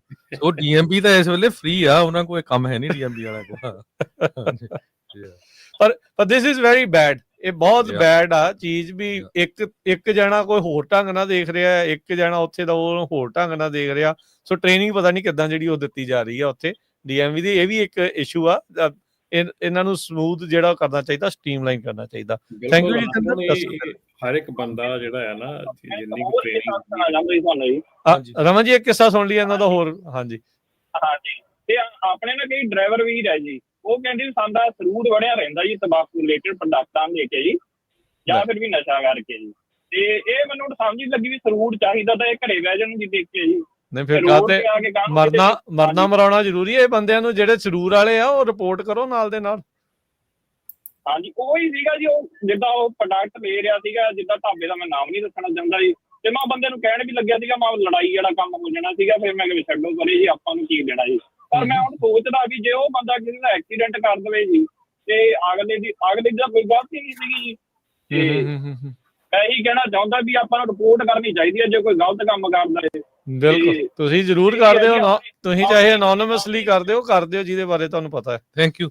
ਸੋ ਇਹਦੇ 'ਚ ਨਾ ਮੈਂ ਐਡ ਕਰਨਾ ਚਾਹੁੰਦਾ, ਦੇਖੋ ਰਮਨ ਜੀ, ਗੱਲ ਇਹ ਆ ਵੀ ਜਦੋਂ ਆਪਾਂ ਕਿਸੇ ਨੂੰ ਅਕਲ ਦੀ ਗੱਲ ਦੱਸਦੇ ਆ ਨਾ, ਤੇ ਉਹ ਸਾਡੇ ਉਲਟ ਬੜਾ ਬੋਲਦੇ ਹੈਗੇ ਆ। ਰਮਨ ਹੋਣਾ ਦੀ ਇੰਟਰਵਿਊ ਕੀਤੀ CBS ਚੈਨਲ ਵਾਲਿਆਂ ਨੇ, ਉਹਦੇ ਥੱਲੇ 2000 ਕਮੈਂਟ ਪੜ੍ਹ ਕੇ ਦੇਖਿਓ ਵੀ ਕਿੰਨੀਆਂ ਗਾਲਾਂ ਵਾਲੇ ਕਮੈਂਟ ਆ, ਆਮ ਸਿੱਖਾਂ ਨੂੰ ਗਾਲਾਂ ਵਾਲੇ ਕਮੈਂਟ ਆ, ਹਨਾ। ਸੋ ਉਹ ਇਦਾਂ ਦੇ ਬੰਦਿਆਂ ਦੇ ਲੱਛਣਾਂ ਕਰਕੇ ਜਿਹੜੀ ਆ ਪੂਰੀ ਕੌਮ ਬਦਨਾਮ ਹੁੰਦੀ ਆ। ਮੈਨੂੰ ਪਤਾ ਨਹੀਂ ਕਿੰਨੀਆਂ ਈਮੇਲਸ ਆਈਆਂ, ਡਾਇਰੈਕਟ ਈਮੇਲਸ ਆਈਆਂ ਮੈਨੂੰ ਉਹਦੇ ਉੱਤੇ, ਉਸ ਨਿਊਜ਼ ਦੇ ਉੱਤੇ। ਸੋ ਇਹੀ ਗੱਲ ਨੂੰ ਆਪਾਂ ਰੋਂਦੇ ਸੀ ਇੰਨੇ ਸਾਲਾਂ ਤੇ ਵੀ ਭਾਈ ਆਹ ਜਿਹੜੇ ਤੁਹਾਡੇ ਨਾਲ ਵਿਚਾਰ ਸਾਂਝੇ ਕਰਦੇ ਆ ਵੀ 1-2 ਬੰਦਿਆਂ ਨੇ ਵੀ ਗਲਤੀ ਕਰਤੀ ਤੇ ਪੂਰੀ ਕੌਮ ਬਦਨਾਮ ਹੋਣੀ ਹੈਗੀ ਆ। ਸੋ ਕਈ ਜਿਹੜੇ ਸਾਡੇ ਤੇ ਔਖੇ ਹੁੰਦੇ ਰਹਿੰਦੇ ਆ ਨਾ, ਕਿਰਪਾ ਕਰਕੇ ਉੱਥੇ ਵੀ ਇੱਕ ਅੱਧਾ ਕਮੈਂਟ ਪਾ ਦਿਓ। ਉੱਥੇ ਫਿਰ 2000 ਤੋਂ ਵੱਧ ਕਮੈਂਟ ਆ ਉੱਥੇ, ਨਾਲੇ ਉਹ ਇੰਗਲਿਸ਼ ਸਮਝ ਨਹੀਂ ਆਉਣੀ ਉਹਨਾਂ ਨੂੰ, ਉਹ ਜਿਹੜੇ ਰਾਜ ਤੇ ਹਰਜੋਤ ਭਾਜੀ ਆਪਣੀ ਕਮੈਂਟਸ ਦੇ ਵਿੱਚ ਦੇਖ ਲਓ, ਲੈਂਬਰ ਖਾਕ ਹੋਣੀ ਕਹਿੰਦੇ ਆ ਵੀ ਮੇਰੀ ਥਿੰਕਿੰਗ ਜਿਹੜੀ ਆ ਉਹ ਗਲਤ ਹੈਗੀ ਆ। ਜੇ ਆਪਾਂ ਉੱਤੇ ਚਲੇ ਜਾਈਏ, ਗੁਰਜੰਟ ਸਿੰਘ ਹੋਣੀ ਕਹਿੰਦੇ ਆ ਵੀ ਇਹਦੇ ਕੋਲ ਕੋਈ ਇਨਫੋਰਮੇਸ਼ਨ ਨਹੀਂ ਹੁੰਦੀ, ਐਵੇਂ ਬੋਲੀ ਜਾਂਦਾ। ਸੋ ਇਹੋ ਹੀ ਬੰਦੇ ਉੱਥੇ ਜਾ ਕੇ ਕਮੈਂਟ ਪਾ ਕੇ ਦੇਖੋ ਤਾਂ ਤੁਸੀਂ ਇੱਕ ਵਾਰੀ ਉਹਨਾਂ ਦੇ ਵਿੱਚ, ਲੋਕਾਂ ਦੇ ਵਿੱਚ, ਤੁਸੀਂ ਇੱਥੇ ਬੋਲਣ ਜੋਗੇ ਹੈਗੇ ਆ। ਨਾਲੇ ਉਹ ਲੱਖਾਂ ਦੇ ਹਿਸਾਬ ਨਾਲ ਇੰਗਲਿਸ਼ ਗੋਰੀ ਦੇਖਦੇ ਆ, ਉਹ ਆਪਣੇ ਤਾਂ ਚੱਲ ਪੰਜਾਬੀ ਦੇਖਦੇ ਹੋਊਗੇ, ਠੀਕ ਹੈ ਕਿ ਨਹੀਂ। ਉੱਥੇ ਫਿਰ ਰੌਲਾ ਨਾ, ਉੱਥੇ ਇੰਗਲਿਸ਼ ਲਿਖਣੀ ਨਹੀਂ ਆਉਣੀ, ਨਾ ਸਮਝ ਨਹੀਂ ਆਉਣੀ ਨਾ, ਪਹਿਲੀ ਤਾਂ ਗੱਲ ਜੀ। ਗੁਰਜੀਤ। ਹਾਂਜੀ ਭਾਜੀ, ਸਤਿ ਸ਼੍ਰੀ ਅਕਾਲ ਜੀ ਸਾਰਿਆਂ ਨੂੰ। ਪਹਿਲਾਂ ਤਾਂ ਸਤਿ ਸ਼੍ਰੀ ਅਕਾਲ ਜੀ ਭਾਜੀ, ਮੈਂ ਥੋੜਾ ਜਿਹਾ ਤੁਹਾਡਾ ਟਾਈਮ ਲੈਣਾ। ਮੈਂ ਸਟਾਕਟਨ ਤੋਂ ਬੋਲ ਰਿਹਾ ਤੇ ਮੈਂ 2013 ਦਾ ਟਰੱਕਿੰਗ ਕਰ ਰਿਹਾ ਸੀਗਾ, ਮੇਰੇ ਕੋਲ ਵਰਕ ਪਰਮਿਟ ਸੀਗਾ, ਠੀਕ ਹੈ ਜੀ। ਕੋਈ DUI ਨਹੀਂ ਆ, ਕੋਈ ਐਕਸੀਡੈਂਟ ਨਹੀਂ ਹੈਗਾ, ਕੋਈ ਨਸ਼ਾ ਪੱਤਾ ਨਹੀਂ ਕਰਦੇ, ਸਭ ਕੁਛ ਕਲੀਨ ਸੀਗਾ। ਤੇ 2019 ਚ ਮੇਰਾ ਸ਼ਾਦੀ ਦਾ ਕੇਸ ਪਾਸ ਹੋਇਆ, ਸੋ ਮੇਰਾ ਹਲੇ ਗ੍ਰੀਨ ਕਾਰਡ ਨਹੀਂ ਆਇਆ। ਤੇ ਮੈਂ ਹੁਣ ਜਿੱਦਾਂ ਮੈਨੂੰ ਪਹਿਲੇ 17,000 ਬੰਦਿਆਂ 'ਚ ਮੈਨੂੰ ਵੀ ਜਿੱਦਾਂ DMV ਦੀ ਚਿੱਠੀ ਆ ਗਈ ਸੀ, ਠੀਕ ਹੈ ਜੀ। ਤੇ ਮੈਂ DMV ਕੱਲ ਜਾ ਕੇ ਪਤਾ ਕਰਕੇ ਆਇਆ, ਸਟਾਕਟਨ DMV ਵੀ ਗਿਆ ਤੇ ਮੈਂ ਸੈਕਰਾਮੈਂਟੋ ਕਮਰਸ਼ੀਅਲ DMV ਵੀ ਪਤਾ ਕੀਤਾ, ਹਨਾ। ਤੇ ਉਹ ਕਹਿੰਦੇ ਜਿਹੜਾ ਕੋਰਟ ਦਾ ਆਰਡਰ ਆਇਆ ਆ ਉਹ ਸਟੇ ਦਾ ਆ, ਉਹ ਬਾਕੀਆਂ ਦਾ ਨਹੀਂ, ਉਹਦਾ ਕੋਈ ਲੈਣਾ ਦੇਣਾ ਉਸ ਚੀਜ਼ ਨਾਲ ਹੈਗਾ। ਜਿਹੜੇ 17,000 ਬੰਦਿਆਂ ਨੂੰ ਇਹਨਾਂ ਨੇ ਕੱਢੇ ਆ ਨਾ, ਉਹ ਬਾਕੀ ਮਿਸਮੈਚ ਡੇਟਾ ਵਾਲੇ ਆ। ਜਿੱਦਾਂ ਹੁਣ ਮੈਂ ਆਪਣਾ ਦੱਸਦਾ ਮੇਰਾ ਕੀ ਹੋਇਆ ਸੀ। ਮੈਂ ਪਿਛਲੇ ਸਾਲ 4 ਹੀ ਰਿਟਨ ਟੈਸਟ ਦੇ ਗਏ ਆਪਣੇ ਸਟਾਕਟਨ DMV 'ਚ, ਤੇ ਆਪਣਾ ਜਿਹੜਾ ਲਾਇਸੈਂਸ ਲਿਆ ਸੀ, ਪਰ ਉਦੋਂ ਮੇਰੇ ਕੋਲ ਵਰਕ ਪਰਮਿਟ ਸੀਗਾ 1.25 ਸਾਲ ਦਾ ਰਹਿੰਦਾ। ਉਸ ਤੋਂ ਬਾਅਦ ਮੈਨੂੰ 5 ਸਾਲ ਦਾ ਵਰਕ ਪਰਮਿਟ ਦੁਬਾਰਾ ਮਿਲਿਆ, ਕਿਉਂਕਿ ਮੇਰਾ ਹਲੇ ਗ੍ਰੀਨ ਕਾਰਡ ਮਿਲਿਆ ਨਹੀਂ, ਆਇਆ ਨਹੀਂ ਹਲੇ, ਠੀਕ ਹੈ। ਉਹ ਹੋਲਡ ਤੇ ਆ, ਪਤਾ ਨਹੀਂ ਕਿੰਨਾ ਟਾਈਮ ਲੱਗਣਾ। ਸੋ ਕਹਿਣ ਦਾ ਮਤਲਬ ਇਹ, ਉਹ ਕਹਿੰਦੇ ਤੁਹਾਡੀ ਜਿਹੜੀ ਡੇਟ ਮਿਸਮੈਚ ਹੋਈ ਆ, ਪਰ ਲਾਇਸੈਂਸ ਇਹਨਾਂ ਨੇ ਮੈਨੂੰ 4 ਸਾਲ ਦਾ ਇਸ਼ੂ ਕਰ ਦਿੱਤਾ। ਠੀਕ ਹੈ ਜੀ, ਉਹ ਤੋਂ ਪਰੇ ਦਾ। ਹਾਂਜੀ, ਉਹ ਤੋਂ ਪਰੇ ਦਾ। ਤੇ ਹੁਣ ਮੈਨੂੰ ਉਸ ਤੋਂ ਬਾਅਦ ਮੈਂ ਜਦੋਂ ਵਰਕ ਪਰਮਿਟ ਅਪਲਾਈ ਕੀਤਾ 2029 ਦਾ ਮੈਨੂੰ ਵਰਕ ਪਰਮਿਟ ਮਿਲ ਗਿਆ। 28 ਤੱਕ ਦਾ ਮੇਰਾ ਜੋ ਡੇਟ ਆਫ ਬਰਥ ਹੁੰਦੀ ਹੈ ਉਦੋਂ ਤੱਕ ਦਾ ਲਾਇਸੈਂਸ ਹੈ। ਹੁਣ ਉਹ ਜਦੋਂ ਮੈਨੂੰ ਚਿੱਠੀ ਆਈ ਤੇ ਮੈਂ ਹੁਣ ਚਲੋ ਆਪਾਂ ਹੁਣ ਪਤਾ ਤਾਂ ਕਰਨਾ ਹੀ, ਕਿਉਂਕਿ ਅਸੀਂ ਉਹ ਤਾਂ ਹੈ ਨਹੀਂ ਕਿ ਮਤਲਬ ਇੱਕਦਮ ਖੜੇ ਪੈਰ ਆਪਣਾ ਕੁਝ ਦੇਖਾਂਗੇ, ਕਿਉਂਕਿ ਸਾਰੇ ਬੰਦਿਆਂ ਨੂੰ ਤਾਂ ਇਹ ਲੱਗਦਾ ਕਿ ਸ਼ਾਇਦ ਜੱਜ ਸਾਹਿਬ ਨੇ ਜਾਂ ਕੱਲ ਨੂੰ ਕੁਝ ਏਦਾਂ ਦੀ ਚੀਜ਼ ਹੋ ਜੂਗੀ ਕਿ ਸ਼ਾਇਦ ਬਾਕੀਆਂ ਦਾ ਵੀ ਬਚਾਅ ਹੋ ਜੇ। ਪਰ ਜਿਹੜੀ ਭਾਜੀ ਚੀਜ਼ ਉਹਨਾਂ ਨੇ DMV ਨੇ ਇਹ ਗੱਲ ਬੋਲੀ ਹੈ ਨਾ, ਉਹ ਕਹਿੰਦੇ ਕਿ ਜਿਹਨਾਂ ਨੂੰ ਪਾਤਾ ਹੈ ਨਾ, ਉਹਨਾਂ ਦੇ ਬਾਰੇ ਸਾਨੂੰ ਕੋਈ ਵੀ ਇਨਫੋਰਮੇਸ਼ਨ ਨਹੀਂ ਹੈ, ਕਿ ਉਹਨਾਂ ਦੀ ਸਿਰਫ ਇਹੀ ਚੀਜ਼ ਦੱਸੀ ਆ ਕਿ ਉਹਨਾਂ ਦੇ ਕੈਂਸਲ ਹੋਣੇ ਹੀ ਹੋਣੇ ਆ, ਜੋ ਮਰਜ਼ੀ ਕਰ ਲਓ। ਠੀਕ ਹੈ, ਹੁਣ ਤੁਹਾਨੂੰ ਨਵਾਂ ਦੇਣਗੇ, ਕੀ ਕਰਨਗੇ, ਕੀ ਕਹਿੰਦੇ ਅੱਗੇ ਕੀ ਹੋਊਗਾ? ਉਹ ਕਹਿੰਦੇ ਕਿ ਤੁਸੀਂ ਆਪਣੀ ਨਵੀਂ ਇੱਥੇ ਆ ਕੇ ਆਪਣੀ ਐਪਲੀਕੇਸ਼ਨ ਭਰੋ C ਕਲਾਸ ਦੀ, ਤੁਹਾਨੂੰ ਬਿਨਾਂ ਕਿਸੇ ਫੀਸ ਦੇ, ਬਿਨਾਂ ਕੋਈ ਹੋਰ ਟੈਸਟ ਦੇ ਤੁਹਾਨੂੰ C ਕਲਾਸ ਦਿੱਤਾ ਜਾਊਗਾ। ਪਰ ਤੁਹਾਡਾ ਜਿਹੜਾ ਕਮਰਸ਼ੀਅਲ ਲਾਇਸੈਂਸ ਆ ਉਹਦੇ ਉੱਤੇ ਜਿਹੜਾ ਪੰਚ ਕਰਕੇ ਮਤਲਬ ਉਹਨੂੰ ਪੰਚ ਕਰਤਾ ਜਾਊਗਾ, ਕੈਂਸਲ ਕਰ ਦੇਣਾ। ਉਹ ਜਿਹੜਾ C ਕਲਾਸ ਵੀ ਮਿਲਣਾ ਉਹ ਤੁਹਾਡੇ ਵਰਕ ਪਰਮਿਟ ਦੇ ਉੱਤੇ ਆ ਕਿ ਕਿੰਨੇ ਟਾਈਮ ਦਾ ਤੁਹਾਡੇ ਕੋਲ ਵਰਕ ਪਰਮਿਟ ਆ, ਉਸ ਹਿਸਾਬ ਨਾਲ ਉਹਦੀ ਐਕਸਪਾਇਰੇਸ਼ਨ ਉਹਨਾਂ ਮੈਚ ਹੋਊਗੀ। ਹਾਂਜੀ। ਇਹੀ ਮਤਲਬ ਮੈਂ ਅਪਡੇਟ ਫਿਰ ਤੁਹਾਨੂੰ CDL ਲੈਣ ਦੇ ਲਈ ਦੁਬਾਰਾ ਫਿਰ ਹੁਣ ਕੀ ਉਹਨਾਂ ਨੇ ਕਿਹਾ ਵੀ ਕਰਨਾ ਪੈਣਾ, ਦੁਬਾਰਾ ਟੈਸਟ ਦੇਣੇ ਪੈਣਗੇ? ਨਹੀਂ, CDL ਦਾ ਉਹਨਾਂ ਨੇ ਕਿਹਾ ਕਿ ਜੇ ਤਾਂ ਤੁਹਾਡਾ ਵਿਦਨ ਇਸ ਜਿਹੜਾ ਐਕਸਪਾਇਰ ਹੋਣ ਵਾਲਾ ਲਾਇਸੈਂਸ ਆ ਜਿਹਨੂੰ ਪੰਚ ਕੀਤਾ ਗਿਆ, ਜੇ ਤਾਂ ਉਹਦੇ ਵਿੱਚ ਤੁਹਾਡਾ ਗ੍ਰੀਨ ਕਾਰਡ ਆ ਜਾਂਦਾ, ਤੁਸੀਂ ਆ ਕੇ DMV ਦੁਬਾਰਾ ਆਪਣਾ ਲੈ ਸਕਦੇ ਆ। ਸ਼ਾਇਦ ਤੁਹਾਨੂੰ ਰਿਟਨ ਟੈਸਟ ਦੇਣੇ ਪੈ ਸਕਦੇ ਆ ਦੁਬਾਰਾ ਉਹਦੇ ਚ। ਠੀਕ ਹੈ ਜੀ। ਨੰਬਰ 2, ਜੇ ਉਹਦੇ ਦਰਮਿਆਨ ਤੁਹਾਡਾ ਇਹ ਨਹੀਂ ਆਉਂਦਾ ਗ੍ਰੀਨ ਕਾਰਡ, ਮੰਨ ਲਓ ਜਿੱਦਾਂ ਮੈਨੂੰ ਹੁਣ 2028 ਦੀ ਇਹਨਾਂ ਨੇ ਦਿੱਤੀ ਸੀਗੀ, ਜੇ ਉਹਦੇ ਦਰਮਿਆਨ ਮੈਂ ਉਹਨਾਂ ਨੂੰ ਆਪਣਾ ਉਹ ਨਹੀਂ ਦਿੰਦਾ, ਉਹ ਫਿਰ ਸਾਰਾ ਜ਼ੀਰੋ ਤੋਂ ਹੋ ਜਾਣਾ, ਫਿਰ ਤੁਹਾਨੂੰ ਦੁਬਾਰਾ ਸਕੂਲ ਜਾਣਾ ਪੈਣਾ, ਸਾਰਾ ਕੁਝ ਮਤਲਬ ਨਵੇਂ ਸਿਰੇ ਤੋਂ ਸਟਾਰਟ ਕਰਨਾ ਪੈਣਾ। ਠੀਕ ਹੈ। ਹਾਂਜੀ। ਤੋਂ ਮੈਂ ਇਹ ਸੋਚਿਆ ਕਿ ਚਲੋ ਆਪਣੇ ਬੜੇ ਲੋਕਾਂ ਨੂੰ ਇਹ ਲੱਗਦਾ ਆ ਕਿ ਆਪਾਂ, ਕਿਉਂਕਿ ਮੈਂ ਭਾਜੀ ਹੁਣਾਂ ਦਾ ਸ਼ੋਅ ਕਾਫੀ ਟਾਈਮ ਦਾ ਦੇਖਦਾ, ਫੋਲੋ ਕਰ ਰਿਹਾ। ਮੈਂ ਰਮਨ ਭਾਜੀ ਨੂੰ ਵੀ 1-2 ਵਾਰੀ ਫੋਨ ਤੇ ਗੱਲ ਹੋਈ ਸੀ ਆਪਣੀ, ਤੇ ਮੈਂ ਇਹੀ ਗੱਲ, ਆਪਾਂ ਜਿਹੜੇ ਸਿਆਣੇ ਬੰਦੇ ਗਾਈਡ ਕਰ ਰਹੇ ਆ ਨਾ, ਪਲੀਜ਼ ਇਹਨੂੰ ਮਿਸ ਇਨਫੋਰਮੇਸ਼ਨ 'ਚ ਨਾ ਲੈਣ, ਕਿਉਂਕਿ ਆਪਣੇ ਲੋਕ ਇਸ ਵੇਲੇ ਚਲੋ ਠੀਕ ਆ, ਡਰ ਦਾ ਮਾਹੌਲ ਹੈਗਾ ਆ, ਬਟ ਆਪਾਂ ਇਸ ਚੀਜ਼ 'ਚੋਂ ਲੰਘਣਾ ਵੀ ਹੈ। ਸਾਰੇ ਲੋਕ, ਪਹਿਲੀ ਗੱਲ ਦੱਸੀਏ ਕਿ ਇੱਥੇ 10 ਤੋਂ 12% ਹੀ ਹੈ ਜਿਹੜੇ ਅਮਰੀਕਾ ਦੇ ਵਿੱਚ ਟਰੱਕਿੰਗ ਕਰਦੇ ਆ, ਬਾਕੀ 88% ਦੁਨੀਆ ਟਰੱਕਿੰਗ ਨਹੀਂ ਕਰਦੀ ਹੈਗੀ ਅਮਰੀਕਾ ਦੇ ਵਿੱਚ, ਜਿਹੜੇ ਘਰ ਚਲਾਉਂਦੇ ਆ। ਠੀਕ ਹੈ ਜੀ। ਸੋ ਆਪਾਂ ਥੋੜੇ ਤਕੜੇ ਹੋਈਏ, ਕੰਮ ਹੋਰ ਬਹੁਤ ਆ, ਥੋੜੇ ਸਕਿੱਲ ਆਪਾਂ ਡਿਵੈਲਪ ਕਰ ਲਈਏ। ਜੇ ਕਰਨ ਵਾਲਾ ਹੋਵੇ ਤੇ ਜੇ ਐਡੀ ਦੂਰੋਂ ਇੰਡੀਆ ਤੋਂ ਚੱਲ ਕੇ ਇੱਥੇ ਆ ਕੇ ਟਰੱਕ ਚਲਾ ਸਕਦੇ, ਉਹ ਤਾਂ ਬੰਦਾ ਕੁਝ ਵੀ ਕਰ ਸਕਦਾ ਇੱਥੇ, ਜੇ ਜ਼ਿੰਦਗੀ ਚਲਾਉਣੀ ਹੈ ਕਿਸੇ ਨੇ। ਠੀਕ ਹੈ ਜੀ। ਸੋ ਆਪਾਂ ਸਾਰਿਆਂ ਨੂੰ ਇਹੀ ਕਵਾਂਗੇ, ਚੜ੍ਹਦੀ ਕਲਾ 'ਚ ਰਹੋ। ਤੋ ਜੋ ਵੀ ਹੋਊਗਾ, ਜੋ ਵੀ ਗਵਰਨਮੈਂਟ ਕਰ ਰਹੀ ਹੈ, ਜੋ ਉਹਨਾਂ ਨੇ ਕਰਨਾ ਹੈ, ਜੋ ਉਹਨਾਂ ਤੋਂ ਗਲਤੀਆਂ ਹੋਈਆਂ, ਗਲਤੀਆਂ ਤਾਂ ਚਲੋ ਸਟੇਟ ਦੀਆਂ ਆ, ਬਟ ਇਸ ਵੇਲੇ ਰਗੜੇ ਜਿਹੜੇ ਆ ਉਹ ਮਤਲਬ ਆਮ ਬੰਦੇ ਵੀ ਜਾ ਰਹੇ। ਹੁਣ ਮੈਂ 13 ਸਾਲ ਤੋਂ ਟਰੱਕਿੰਗ ਕਰ ਰਿਹਾ ਸੀ ਤੇ ਮੈਂ ਛੱਡ ਰਿਹਾ, ਮੈਂ ਕਿਹਾ ਚਲੋ 10 ਓਕੇ ਆ, ਕਿ ਨਵੇਂ ਬੰਦਿਆਂ ਨੂੰ ਵੀ ਹੁਣ ਮੌਕਾ ਮਿਲਣਾ ਚਾਹੀਦਾ, ਨਹੀਂ ਤਾਂ ਅਸੀਂ ਤਾਂ ਛੱਡਣੀ ਨਹੀਂ ਸੀ। ਚਲੋ ਠੀਕ ਹੈ ਜੀ। ਥੈਂਕ ਯੂ ਵੀਰੇ, ਥੈਂਕ ਯੂ ਕਾਲ। ਬਹੁਤ ਵਧੀਆ ਜਾਣਕਾਰੀ ਦਿੱਤੀ ਆ। ਇਦਾਂ ਦੇਖੋ, ਇਦਾਂ ਦੇ ਜਿਹੜੇ ਕੇਸਿਸ ਹੈਗੇ, ਇਦਾਂ ਦੀਆਂ ਜਿਹੜੀਆਂ ਜਾਣਕਾਰੀਆਂ ਹੈਗੀਆਂ ਉਹ ਮਿਲਦੀਆਂ ਰਹਿਣ, ਆਉਂਦੀਆਂ ਰਹਿਣ, ਤਾਂ ਆਪਾਂ ਨੂੰ ਜਿਹੜਾ ਆ ਬਾਕੀਆਂ ਨੂੰ ਹੌਸਲਾ ਮਿਲਦਾ ਰਹਿੰਦਾ। ਸੋ ਆਹ ਵਧੀਆ ਚੀਜ਼ ਸੁਣਨ ਨੂੰ ਮਿਲੀ ਆ ਕਿ ਜੇ ਤੁਹਾਡਾ ਲਾਇਸੈਂਸ ਅੱਜ ਉਹਨਾਂ ਨੇ ਕੈਂਸਲ ਕਰ ਦਿੱਤਾ ਆ, ਜਦੋਂ ਤੁਹਾਡਾ ਗ੍ਰੀਨ ਕਾਰਡ ਆ ਜਾਂਦਾ ਹੈ, ਤੁਹਾਡੇ ਹੱਥ 'ਚ ਗ੍ਰੀਨ ਕਾਰਡ ਆਉਂਦਾ, ਤੁਸੀਂ ਵਾਪਸ ਜਾ ਕੇ, ਜੇ ਤੁਹਾਡੀ ਅਜੇ ਉਹਦੀ ਮਿਆਦ ਖਤਮ ਨਹੀਂ ਹੋਈ, ਤੁਸੀਂ ਲੈ ਸਕਦੇ ਹੋ ਵਾਪਸ। ਇਹ 'ਚ ਕਿਹੜੀ ਵੱਡੀ ਗੱਲ ਹੈ। ਤੇ ਮੇਰੇ ਖਿਆਲ ਹੁਣ ਜਿਹੜੇ ਲਾਇਸੈਂਸ ਦੁਆਰਾ ਇਸ਼ੂ ਹੋਣੇ ਆ ਰਾਜਕਰਨ, ਉਹਨਾਂ ਦੇ ਵਿੱਚ ਆਈ ਥਿੰਕ ਕਿ ਜਿਹੜੇ ਟੈਸਟ ਦੀ ਪਾਲਿਸੀ ਹੈਗੀ ਆ, ਇੰਗਲਿਸ਼ ਦੀ ਪਾਲਿਸੀ ਹੈਗੀ ਆ, ਇਹ ਜਿਹੜੀਆਂ ਸਖਤ ਹੋ ਜਾਣਗੀਆਂ, ਜਿਹੜੀਆਂ ਇਹਨਾਂ ਦੇ ਵਿੱਚ ਹੈਗੀਆਂ। ਬਿਲਕੁਲ। ਐਟਲੀਸਟ ਕਲਾਸ C ਦਾ ਤੁਹਾਨੂੰ ਉਦਾਂ ਹੀ ਦੇ ਰਹੇ ਆ, ਐਪਲੀਕੇਸ਼ਨ ਭਰੋ ਵਿਦਆਊਟ ਐਨੀ ਫੀਸ, ਉਹ ਨਾਲ ਦੇ ਨਾਲ ਕਹਿੰਦੇ ਵੀ ਉਹ ਤੁਹਾਨੂੰ ਜਿਹੜੇ ਉਹ ਦੇ ਰਹੇ ਹੈਗੇ, ਜਿੱਦਾਂ ਇਹਨਾਂ ਨੇ ਦੱਸਿਆ ਸੀ ਇਸ ਦੇ ਵਿੱਚ। ਜਸਪਾਲ ਜੀ। ਹਾਂਜੀ, ਸਤਿ ਸ਼੍ਰੀ ਅਕਾਲ ਜੀ ਤਿੰਨਾਂ ਵੀਰਾਂ ਨੂੰ ਜੀ। ਸਤਿ ਸ਼੍ਰੀ ਅਕਾਲ ਜੀ। ਬੜਾ ਵਧੀਆ ਪ੍ਰੋਗਰਾਮ ਚੱਲ ਰਿਹਾ ਜੀ, ਇਨਫੋਰਮੇਸ਼ਨ ਮਿਲ ਰਹੀ ਆ ਹਰੇਕ ਤਰ੍ਹਾਂ ਦੀ। ਤੇ ਮੈਂ ਉਹਦਾ ਕੈਨੇਡਾ ਤੋਂ ਡਰਾਈਵ ਕਰਦਾ ਹੁਣ, US ਨੂੰ ਚੱਲ ਰਿਹਾ ਜੀ, ਮੈਨੂੰ 10-15 ਸਾਲ ਹੋ ਗਏ ਆ। ਠੀਕ ਹੈ ਜੀ। ਤੇ ਰਮਨ ਭਾਜੀ ਨਾਲ ਵੀ 1-2 ਵਾਰੀ ਗੱਲ ਹੋਈ ਸੀ ਮੇਰੀ ਡਾਇਰੈਕਟ ਉਹਦਾ, ਤੇ ਬਹੁਤ ਵਧੀਆ ਪ੍ਰੋਗਰਾਮ। ਅਸੀਂ ਕੋਸ਼ਿਸ਼ ਕਰੀਦੀ ਕਿ ਮਿਸ ਨਾ ਕਰੀਏ, ਬਹੁਤ ਇਨਫੋਰਮੇਸ਼ਨ ਮਿਲਦੀ ਹੈ। ਤੇ ਇਦਾਂ ਹੈਗਾ ਜੀ, ਮੈਨੂੰ ਇੱਕ ਦਿਨ ਰਮਨ ਭਾਈ ਦੀ ਮੈਂ ਗੱਲ ਸੁਣ ਰਿਹਾ ਸੀ ਕਿ ਕਹਿੰਦੇ ਵੀ ਆਪਣੇ ਬੰਦੇ ਪੀਓਡੀ ਵਗੈਰਾ ਦੁਬਾਰਾ ਕਾਪੀ ਕਰ ਲੈਂਦੇ, ਕਈ ਵਾਰੀ ਕਰਨੀ ਪੈਂਦੀ ਉਹਦੇ 'ਚ। ਇਹ ਸਿਚੁਏਸ਼ਨ ਹੈ, ਮੈਂ ਕਹਿਣਾ ਸੀ ਭਾਜੀ ਨੂੰ ਕਿ ਕਿਸੇ ਨਾਲ ਤੁਸੀਂ DOT ਨਾਲ ਗੱਲਬਾਤ, ਜਦੋਂ ਮੀਟਿੰਗ ਹੁੰਦੀ ਆ ਕੋਈ ਗੱਲਬਾਤ ਕਰਿਓ। ਕਈ ਵਾਰੀ ਇਦਾਂ ਹੁੰਦਾ, ਅਸੀਂ ਲੋਰੀਡੋ ਨੂੰ ਜਾਈਦਾ ਨਾ, ਮੈਕਸੀਕੋ ਦੇ ਬਾਰਡਰ ਤੇ ਲੋਡ ਲੈ ਕੇ ਇੱਥੋਂ ਕੈਨੇਡਾ ਤੋਂ, ਤੇ ਅਸੀਂ ਸਵੇਰੇ 7 ਵਜੇ ਚੈੱਕ ਇਨ ਕਰ ਲਈਦੀ ਆ। ਉਹ POD ਤੇ 7 ਵਜੇ ਦਾ ਚੈੱਕ ਇਨ ਦੇ ਦਿੰਦੇ ਆ, ਤੇ ਜਦੋਂ ਚੈੱਕ ਆਊਟ ਹੁੰਦਾ ਤੇ ਉਹ 2 ਵਜੇ 3 ਵਜੇ ਦਾ ਹੁੰਦਾ ਨਾ। ਤੇ ਉਸ ਸਿਚੁਏਸ਼ਨ ਅਸੀਂ ਤਾਂ ਰਹੀਦਾ ਸਲੀਪ ਵਿੱਚ ਹੀ ਉਸ ਟਾਈਮ ਦੇ ਵਿੱਚ। ਮਗਰ ਆਪਾਂ ਨੂੰ ਜੇ ਕੋਈ ਸਕੇਲ ਵਾਲਾ ਉਹ ਮੰਗ ਲਵੇ POD ਤੇ ਉਹਦੇ ਤੇ ਸ਼ੋ ਰੋਂਗ ਹੋਏਗਾ ਨਾ, ਉਹ ਆਪਾਂ ਨੂੰ ਪਤਾ ਕਿ ਗਲਤ ਆ, ਤੇ ਉਹਦੇ 'ਚ ਕੀ ਸੁਝਾਅ ਦੋਗੇ, ਕੀ ਕਰਨਾ ਚਾਹੀਦਾ, ਜਾਂ ਤੁਸੀਂ ਕੋਈ ਡਿਸਕਸ ਕਰਿਓ DOT ਵਾਲਿਆਂ ਨਾਲ, ਜਾਂ ਕੀ ਉਹਦੇ 'ਚ ਕੀ ਕੀਤਾ ਜਾਏ? ਦੇਖੋ ਜੀ, ਜਿਹੜਾ ਕਾਨੂੰਨ ਜੋ ਕਹਿੰਦਾ ਹੈਗਾ ਉਹਦੇ ਹਿਸਾਬ ਦੇ ਨਾਲ ਤਾਂ ਇਹ ਹੈਗਾ ਕਿ ਜਿਹੜੀ ਤੁਹਾਡੀ right dates, right pickup time ਹੈ, ਰਾਈਟ ਸਾਰਾ ਕੁਛ ਹੈਗਾ ਆ, ਉਹ ਹੀ ਚੱਲਣਾ ਚਾਹੀਦਾ ਹੈਗਾ। ਜਿਹੜੀਆਂ ਅਸੀਂ ਇੱਕ ਲਾਅ ਜਿਹੜਾ ਹੈਗਾ ਆ ਉਹ ਬੁੱਕਸ ਤੇ ਹੈਗਾ ਆ, ਉਹ ਓਪਨਲੀ ਅਸੀਂ ਡਿਸਕਸ ਤਾਂ ਨਹੀਂ ਕਰਦੇ ਕਿਉਂਕਿ ਫਿਰ ਕਮਿਊਨਿਟੀ ਆਪਣੀ ਜਿਹੜੀ ਉਹਨੂੰ ਮਿਸਯੂਜ਼ ਬਹੁਤ ਕਰਨ ਲੱਗ ਜਾਂਦੀ ਆ।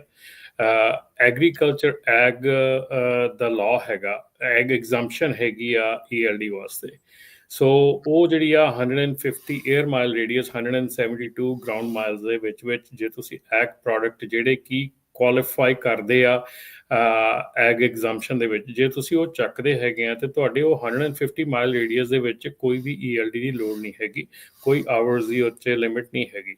ਸੋ ਤੁਸੀਂ ਚੱਕ ਸਕਦੇ ਹੈਗੇ ਆ, ਜਿੱਦਾਂ ਤੁਸੀਂ ਕਹਿੰਦੇ ਲੋਰੀਡੋ ਤੋਂ ਚੱਕਦੇ ਆ, ਅਸੀਂ ਵੀ ਚੱਕਦੇ ਰਹੇ ਹੈਗੇ ਆ ਲੋਰੀਡੋ ਤੋਂ, ਯੂਮਾ ਤੋਂ, ਆਪਣੇ ਮੈਕੈਲਨ ਤੋਂ। ਇਹ ਸਾਰੇ ਜਿਹੜੇ ਸਿਟੀਜ਼ ਹੈਗੇ ਇਹਦੇ ਵਿੱਚ ਤੁਸੀਂ ਸਾਰੀ ਰਾਤ ਉੱਥੇ ਬੰਦੇ ਆਪਣੇ ਡਾਕਸ ਤੇ ਤੁਰੇ ਫਿਰਦੇ ਰਹਿੰਦੇ ਆ, ਇੱਥੋਂ 2 ਪੈਲਟ ਚੱਕ ਲਏ, ਇੱਥੋਂ 4 ਚੱਕ ਲਏ, ਉੱਥੋਂ 10 ਚੱਕ ਲਏ। ਸੋ ਉਹ ਜਿਹੜੀਆਂ ਚੀਜ਼ਾਂ ਹੈਗੀਆਂ ਉਹ ਇੱਕ ਜਿਹੜਾ ਐਗਰੀਕਲਚਰ ਐਗ ਐਗਜ਼ੰਪਸ਼ਨ ਹੈਗੀ ਆ ਉਹ ਯੂਜ਼ ਕਰ ਸਕਦੇ ਆ, ਪਰ ਉਹਦੇ ਲਈ ਤੁਹਾਨੂੰ ਜਿਹੜੀ ਲਿਸਟ ਆਫ ਪ੍ਰੋਡਕਟਸ ਹੈਗੇ ਆ, ਅਨਪ੍ਰੋਸੈਸਡ ਪ੍ਰੋਡਕਟਸ ਜਿਹੜੇ ਹੈਗੇ ਆ, ਉਹ ਤੁਹਾਨੂੰ ਦੇਖਣੀ ਪੈਣੀ ਹੈ ਕਿ ਜੇ ਤੁਸੀਂ ਉਹ ਪ੍ਰੋਡਕਟ ਚੱਕ ਰਹੇ ਹੈਗੇ ਤੁਸੀਂ ਉਸ ਚੀਜ਼ ਦਾ ਫਾਇਦਾ ਚੱਕ ਸਕਦੇ ਆ। ਉਹ ਜਿਹੜਾ ਉਹ ਦੋਨੋਂ ਪਾਸੇ ਤੁਹਾਡਾ ਪਿਕਅਪ ਤੇ ਵੀ ਤੇ ਡਿਲੀਵਰੀ ਤੇ ਦੋਨੋਂ ਪਾਸੇ ਲਾਗੂ ਹੁੰਦਾ ਆ। 150 에ਅਰ ਮਾਈਲ, 172 ਗਰਾਊਂਡ ਮਾਈਲਸ ਦੇ ਵਿੱਚ ਐਗ ਐਗਜ਼ੰਪਸ਼ਨ ਦਾ ਰੂਲ ਜਿਹੜਾ, ਪਰ ਉਹਦੇ ਵਿੱਚ ਅਗੇਨ ਜਿਹੜੀ ਉਹਦੇ ਵਿੱਚ ਪ੍ਰੋਬਲਮ ਇਹ ਹੈਗੀ ਆ ਕਿ ਤੁਹਾਡਾ ਜਿਹੜਾ ਪ੍ਰੋਡਕਟ ਹੈਗਾ ਆ ਉਹ ਪ੍ਰੋਸੈਸ ਨਹੀਂ ਹੋਇਆ ਹੋਣਾ ਚਾਹੀਦਾ, ਜਾਂ ਉਹਦੇ ਵਿੱਚ ਸਰਟਨ ਪ੍ਰੋਡਕਟਸ ਹੈਗੇ ਜਿਹੜੇ ਇਨਕਲੂਡ ਹੈਗੇ ਉਹਦੇ ਵਿੱਚ। ਸੋ ਇਹ ਚੀਜ਼ ਜ਼ਰੂਰ ਧਿਆਨ ਰੱਖਿਓ, ਜੇ ਇੱਦਾਂ ਦੀ ਚੀਜ਼ ਹੈਗੀ ਆ ਤੁਸੀਂ ਆਲਵੇਜ਼ ਉਹਦੇ ਵਿੱਚ ਤੁਸੀਂ ਸਰਚ ਕਰ ਸਕਦੇ ਹੈਗੇ ਕਿ ਉਸ ਰੂਲ ਦੇ ਵਿੱਚ ਕਿਹੜੀਆਂ ਪ੍ਰੋਡਕਟਸ ਜਿਹੜੇ ਉਹ ਐਗਜ਼ੰਪਟ ਹੈਗੇ ਆ। ਸੋ ਇੱਦਾਂ ਦੀ ਐਗਜ਼ੰਪਸ਼ਨ ਹੈਗੀ ਆ, ਪਰ ਅਸੀਂ ਓਪਨਲੀ ਉਹਦੇ ਬਾਰੇ 'ਚ ਗੱਲ ਤਾਂ ਨਹੀਂ ਕਰਦੇ ਕਿਉਂਕਿ ਫਿਰ ਇਹ ਹੋ ਜਾਂਦਾ ਕਿ ਬਹੁਤ ਉਹਦੀ ਮਿਸਯੂਜ਼ ਜਿਹੜੀ ਆ ਉਹ ਸ਼ੁਰੂ ਹੋ ਜਾਂਦੀ ਹੈ। ਹਾਂ, ਨਹੀਂ ਰਮਨ ਭਾਜੀ ਥੈਂਕ ਯੂ, ਤੁਸੀਂ ਆਹ ਇਨਫੋਰਮੇਸ਼ਨ ਦਿੱਤੀ। ਮਗਰ ਮੇਰਾ ਥੋੜ੍ਹਾ ਮੈਂ ਤੁਹਾਨੂੰ ਐਕਸਪਲੇਨ ਨਹੀਂ ਕਰ ਸਕਿਆ, ਸ਼ਾਇਦ ਅਸੀਂ ਨਾ ਲੋਡ ਲੈ ਕੇ ਜਾਈਦਾ ਇੱਥੋਂ 4K ਆ ਬੀਫ, ਉਹ 4K ਹੁੰਦਾ ਮੋਸਟਲੀ, ਤੇ ਉਹਦੀ ਉਹ ਮੈਕਸੀਕੋ ਤੋਂ ਜਦੋਂ ਟ੍ਰੇਲ ਬੌਂਡਡ ਲੋਡ ਹੁੰਦੇ, ਜੋ ਮੈਕਸੀਕੋ ਤੋਂ ਟ੍ਰੇਲਰ ਆਉਂਦਾ ਉਹਦੇ 'ਚੋਂ ਅਨਲੋਡ ਹੁੰਦਾ ਨਾ, ਅਸੀਂ ਸਵੇਰੇ 7 ਵਜੇ ਜਾ ਕੇ ਚੈੱਕ ਇਨ ਕਰ ਲਈ ਦੀ ਕਿ ਅਸੀਂ ਆ ਗਏ ਆ, ਲੋ ਨਾ ਸਾਡਾ ਲੋਡ ਆ। ਮਗਰ ਉਹ ਜਦੋਂ ਅਨਲੋਡ ਕਰਦੇ ਉਹ ਦੁਪਹਿਰ ਦੇ 2 ਵਜੇ 3 ਵਜੇ ਵਜਾ ਦਿੰਦੇ ਆ। ਮਗਰ ਉਹ ਸਾਡੇ ਬਿੱਲ ਆਫ ਲੈਂਡਿੰਗ ਕਨੈਕਸ਼ਨ ਦੇ ਵੀ 7 ਵਜੇ ਚੈੱਕ ਇਨ ਕੀਤੀ ਆ, ਤੇ ਇਹਨੂੰ ਅਸੀਂ ਪੇਪਰ ਵਰਕ ਜਿਹੜਾ ਦਿੱਤਾ ਹੈਗਾ, ਜਦੋਂ ਚੈੱਕ ਆਊਟ ਇਨ ਕੀਤਾ ਇੱਥੋਂ ਬਾਹਰ ਨਿਕਲਿਆ ਅਨਲੋਡ ਕਰਕੇ, ਤੇ ਉਹ 2 ਵਜੇ ਨਿਕਲਿਆ ਦੁਪਹਿਰੇ ਨਾ। ਅਸੀਂ ਮਗਰ ਰਹੀਦਾ ਸਲੀਪ ਵਿੱਚ ਆ ਉਸ ਟਾਈਮ ਦੇ ਵਿੱਚ, ਡਰਾਈਵ ਨਹੀਂ ਕਰੀ, ਮਤਲਬ ਖੜੇ ਰਹੀਦਾ, ਵੇਟ ਕਰਦੇ ਰਿਹਾ। ਮਗਰ ਉਹ ਸਾਡੇ POD ਦੇ ਲਿਖ ਦਿੰਦੇ ਵੀ ਇਹ 7 ਵਜੇ ਚੈੱਕ ਇਨ ਟਾਈਮ ਆ ਤੇ ਚੈੱਕ ਆਊਟ ਟਾਈਮ ਇਹਦਾ ਦੁਪਹਿਰੇ 2 ਵਜੇ ਆ, 3 ਵਜੇ ਆ। ਉਹ ਉਸ ਸਿਚੁਏਸ਼ਨ 'ਚ ਅਸੀਂ ਔਨ, ਵੈਸੇ ਤਾਂ ਚਾਹੀਦਾ ਕਿ ਔਨ ਪਾਉਣਾ ਹੈ ਨਾ, ਕਿ ਆਪਾਂ ਉਸ ਵੇਲੇ ਔਨ ਡਿਊਟੀ 'ਚ ਸਾਰੇ ਕੰਮ ਹੁੰਦੇ ਆ, ਮਗਰ ਅਸੀਂ ਸਲੀਪ 'ਚ ਰਹੀਦਾ ਜਾਂ ਆਫ ਤਾਂ ਰਹੀਦਾ ਨਹੀਂ, ਸਲੀਪ 'ਚ ਹੀ ਰਹਿਣ ਦੀ। ਰਾਤ ਨੂੰ ਅਸੀਂ ਆ ਜਾਈਦਾ ਤੇ ਰਾਤ ਤੋਂ ਅਸੀਂ ਸਲੀਪ 'ਤੇ ਹੀ ਉੱਥੇ ਖੜੇ ਰਹੀਦਾ ਜੀ। ਯਾ ਇਹ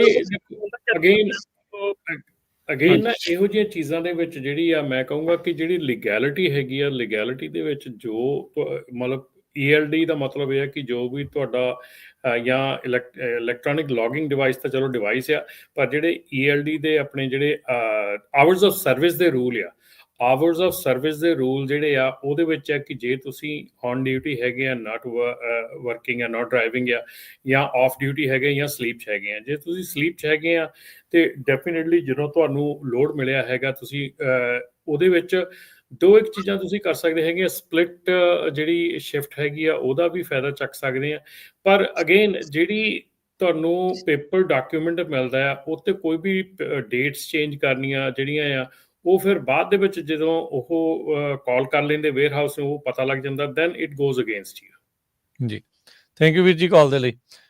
ਕੁਝ ਕੁ ਹੋਰ ਆਪਾਂ ਕਾਲਸ ਲੈਂਦੇ ਆ। ਆਪਣੇ ਨਾਲ ਜੁੜੇ ਨੇ ਗੁਰਵਿੰਦਰ। ਹਾਂਜੀ ਸਤਿ ਸ਼੍ਰੀ ਅਕਾਲ ਤਿੰਨਾਂ ਵੀਰਾਂ ਨੂੰ ਜੀ। ਸਤਿ ਸ਼੍ਰੀ ਸਤਿ ਅਕਾਲ। ਸ਼੍ਰੀ ਅਕਾਲ। ਸਭ ਤੋਂ ਪਹਿਲਾਂ ਜੀ ਧੰਨਵਾਦ ਤੁਹਾਡਾ ਕਮਿਊਨਿਟੀ ਨੂੰ ਜਾਣਕਾਰੀ ਦੇਣ ਲਈ, ਵਿਸ਼ੇਸ਼ ਤੌਰ ਤੇ ਪੰਜਾਬੀ ਰੇਡੀਓ ਦਾ। ਧੰਨਵਾਦ। ਤੇ ਮੇਰਾ ਸਵਾਲ ਹੈ ਜੀ, ਜਿਹੜਾ ਇਹ ਕੋਰਟ ਵੱਲੋਂ ਸਟੇ ਹੋਇਆ, ਕੀ ਇਹ ਤੇ ਨਵੇਂ ਕਮਰਸ਼ੀਅਲ ਲਾਇਸੈਂਸ ਵੀ ਇਸ਼ੂ ਹੋਣਗੇ? ਅਜੇ ਤੱਕ ਅਗੇਨ ਜਿਹੜੀ ਹੈ ਨਾ, ਸਾਰਾ ਪਲੇ ਆਊਟ ਨਹੀਂ ਹੋਇਆ ਕਿ ਕੀ ਹੋ ਰਿਹਾ। ਅਜੇ ਤੱਕ ਤਾਂ ਸਿਰਫ ਇੰਨੀ ਗੱਲ ਹੋਈ ਆ ਕਿ ਜਿਹੜੇ ਰਿਨਿਊਅਲ ਹੈਗੇ ਆ ਉਹ, ਤੇ ਜਿਹੜੇ ਅਪਡੇਟਸ ਹੈਗੇ ਆ ਉਹ ਜਾਰੀ ਰਹਿਣਗੇ। ਪਰ ਅਜੇ ਜਿਹੜੇ ਨਵੇਂ ਲਾਇਸੈਂਸ ਇਸ਼ੂ ਹੋਣੇ ਆ ਉਹਨਾਂ ਦੇ ਉੱਤੇ ਅਜੇ ਕੋਈ ਕਲੈਰਿਟੀ ਨਹੀਂ ਹੈਗੀ ਕਿ ਉਹ ਕੀ ਹੋਣਾ ਹੈਗਾ।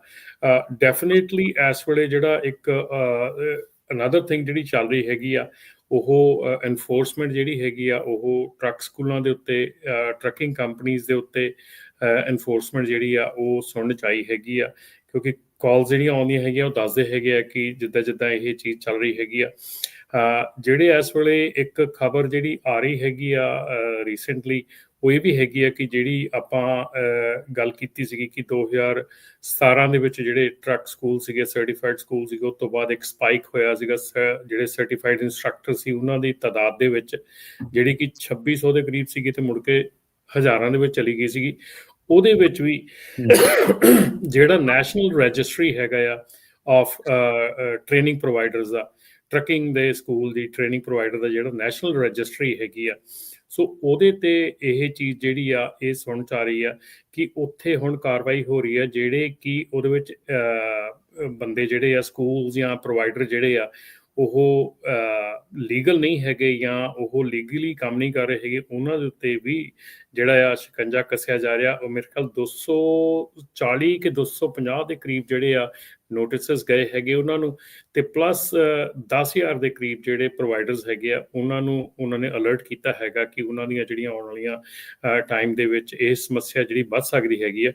ਸੋ ਇਹ ਚੀਜ਼ਾਂ ਸਾਰੀਆਂ ਐਨਫੋਰਸਮੈਂਟ ਜਿਹੜੀ ਚੱਲ ਰਹੀ ਹੈਗੀ ਆ। ਪਰ ਜਿਹੜਾ ਨਵਾਂ ਲਾਇਸੈਂਸ ਇਸ਼ੂ ਕਰਨਾ ਹੈਗਾ ਉਹਦੇ ਲਈ ਮੇਰੇ ਖਿਆਲ ਦੇ ਵਿੱਚ ਅਜੇ ਸ਼ਾਇਦ ਸਾਡੇ ਕੋਲ, ਮੈਂ ਜੇ ਕਹਾਂ ਵੀ ਸਾਡੇ ਕੋਲ ਕਲੈਰਿਟੀ ਨਹੀਂ ਹੈਗੀ ਕਿ ਉਹ ਨਵਾਂ ਇਸ਼ੂ ਹੋਊਗਾ ਕਿ ਨਹੀਂ ਹੋਊਗਾ। ਜੀ ਧੰਨਵਾਦ। ਥੈਂਕ ਯੂ ਜੀ।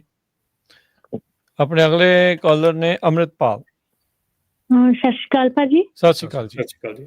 ਹਾਂਜੀ, ਮੇਰਾ ਕੁਐਸਚਨ ਸੀਗਾ, ਜਿਸ ਤਰ੍ਹਾਂ ਜਿਹੜੀਆਂ ਹੁਣ ਈਮੇਲ ਆਈਆਂ ਨੇ, ਲੈਟਰਸ ਵੀ ਆਈਆਂ ਨੇ, ਉਹ ਜਦੋਂ ਆਪਾਂ ਹੁਣ ਉਹਦੇ ਤੇ ਸਟੇ ਤਾਂ ਲੱਗ ਗਈ ਆ, ਕਿ ਉਹ ਲਾਇਸੈਂਸ ਕੈਂਸਲ ਹੋਣਗੇ ਹੀ ਹੋਣਗੇ ਕਿ ਥੋੜਾ ਬਹੁਤ ਰਾਹਤ ਮਿਲੂਗੀ? ਨਹੀਂ ਜੀ, ਉਹ ਤਾਂ ਤੁਸੀਂ ਹੁਣ ਸੁਣ ਵੀ ਲਿਆ ਹੈਗਾ, ਆਪਣੇ ਕਾਲਰ ਪਹਿਲੇ ਕਹਿ ਕੇ ਵੀ ਗਏ ਹੈਗੇ ਆ ਕਿ ਉਹ ਲਾਇਸੈਂਸਿਸ ਜਿਹੜੇ ਆ ਉਹ ਕੈਂਸਲ ਹੋਣੇ ਹੈਗੇ ਆ।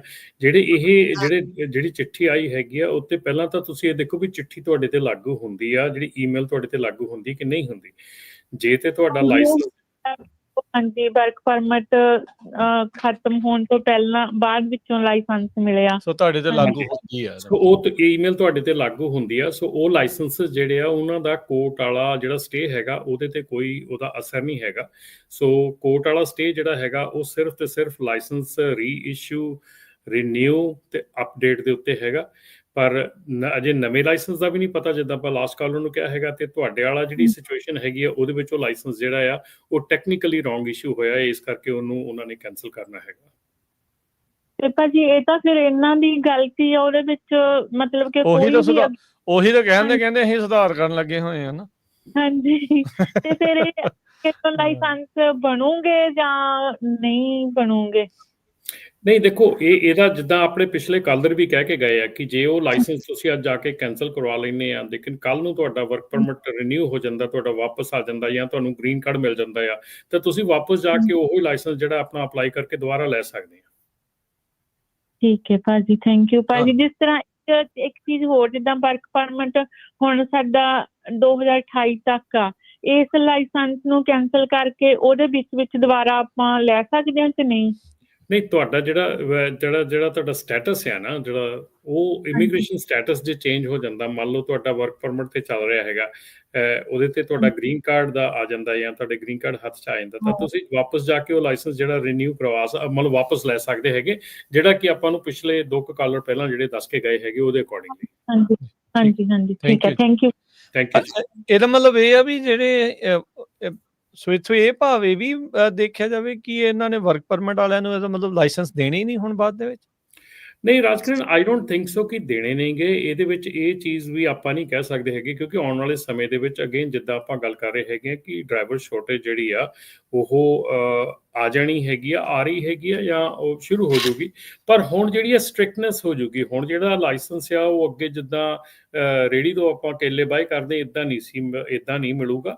ਉਹਦੇ ਲਈ ਪ੍ਰੋਪਰ ਟ੍ਰੇਨਿੰਗ ਹੋਊਗੀ, ਪ੍ਰੋਪਰ ਤਰੀਕੇ ਦੇ ਨਾਲ ਲਏ ਜਾਣਗੇ।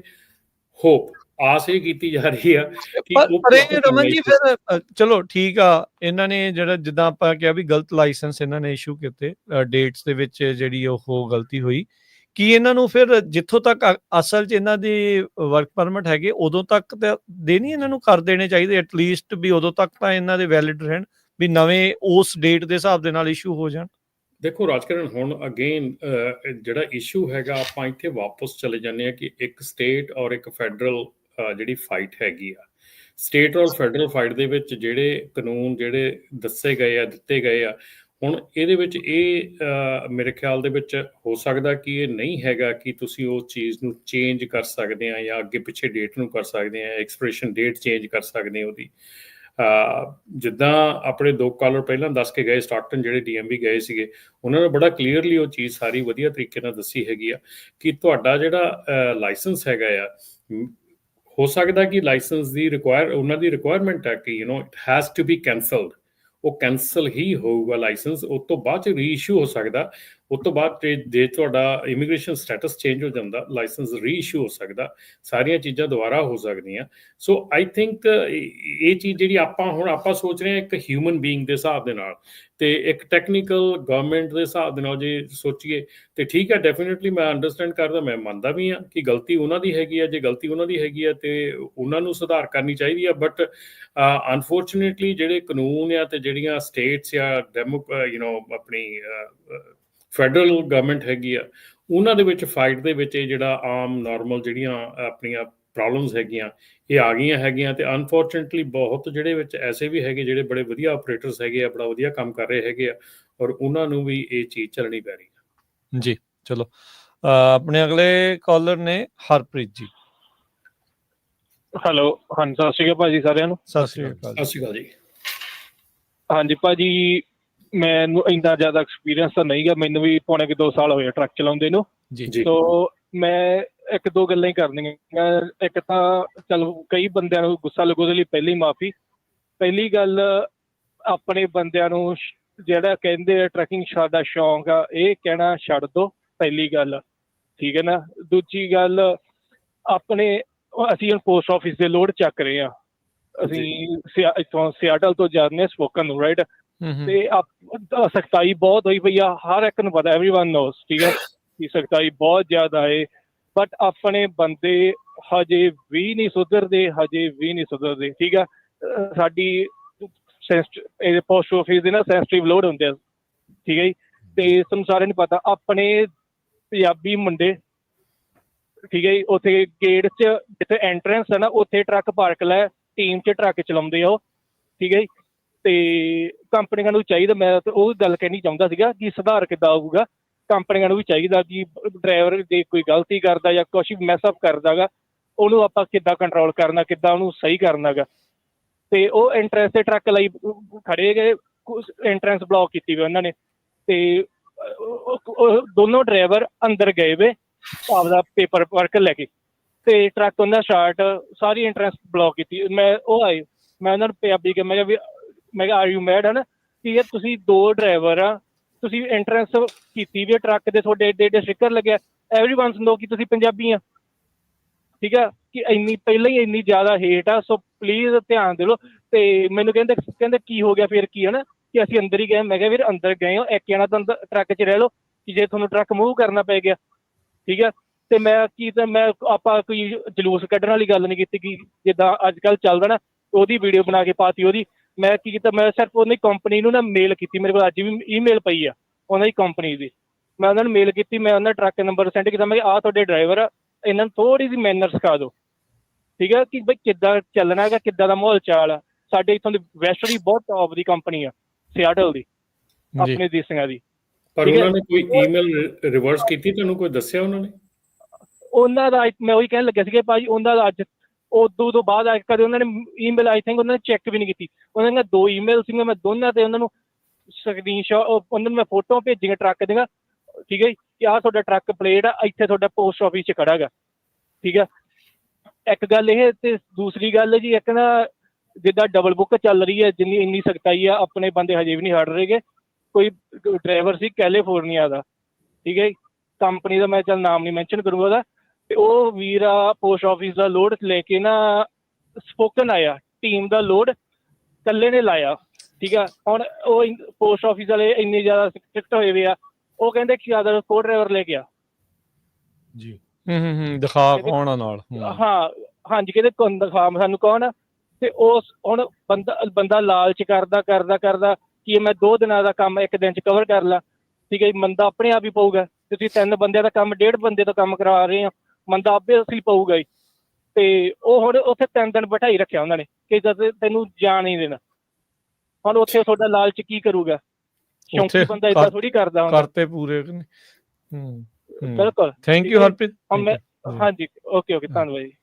ਇੱਕ ਚੀਜ਼ ਜਿਹੜੀ ਆ ਨਾਲ ਹੀ ਅਨਾਊਂਸ ਵੀ ਕਰਦੀ ਹੈ, ਦੱਸਦੇ ਜਾਈਏ, ਜਿਹੜੇ ਬੇਕਰਸਫੀਲਡ ਦੇ ਵਿੱਚ ਜਿਹੜਾ ਗੁਰੂ ਅੰਗਦ ਦਰਬਾਰ ਖਾਲਸਾ ਸਕੂਲ ਆ, ਗੁਰਦੁਆਰਾ ਸਾਹਿਬ ਅੰਗਦ ਦਰਬਾਰ ਹੈ, ਉੱਥੇ ਆਉਂਦੇ ਐਤਵਾਰ ਨੂੰ ਵਿਸ਼ੇਸ਼ ਤੌਰ ਦੇ ਉੱਤੇ ਕਮਰਸ਼ੀਅਲ ਇੰਡਸਟਰੀ ਐਜੂਕੇਸ਼ਨ ਪ੍ਰੋਗਰਾਮ ਕਰਵਾਇਆ ਜਾ ਰਿਹਾ ਆ।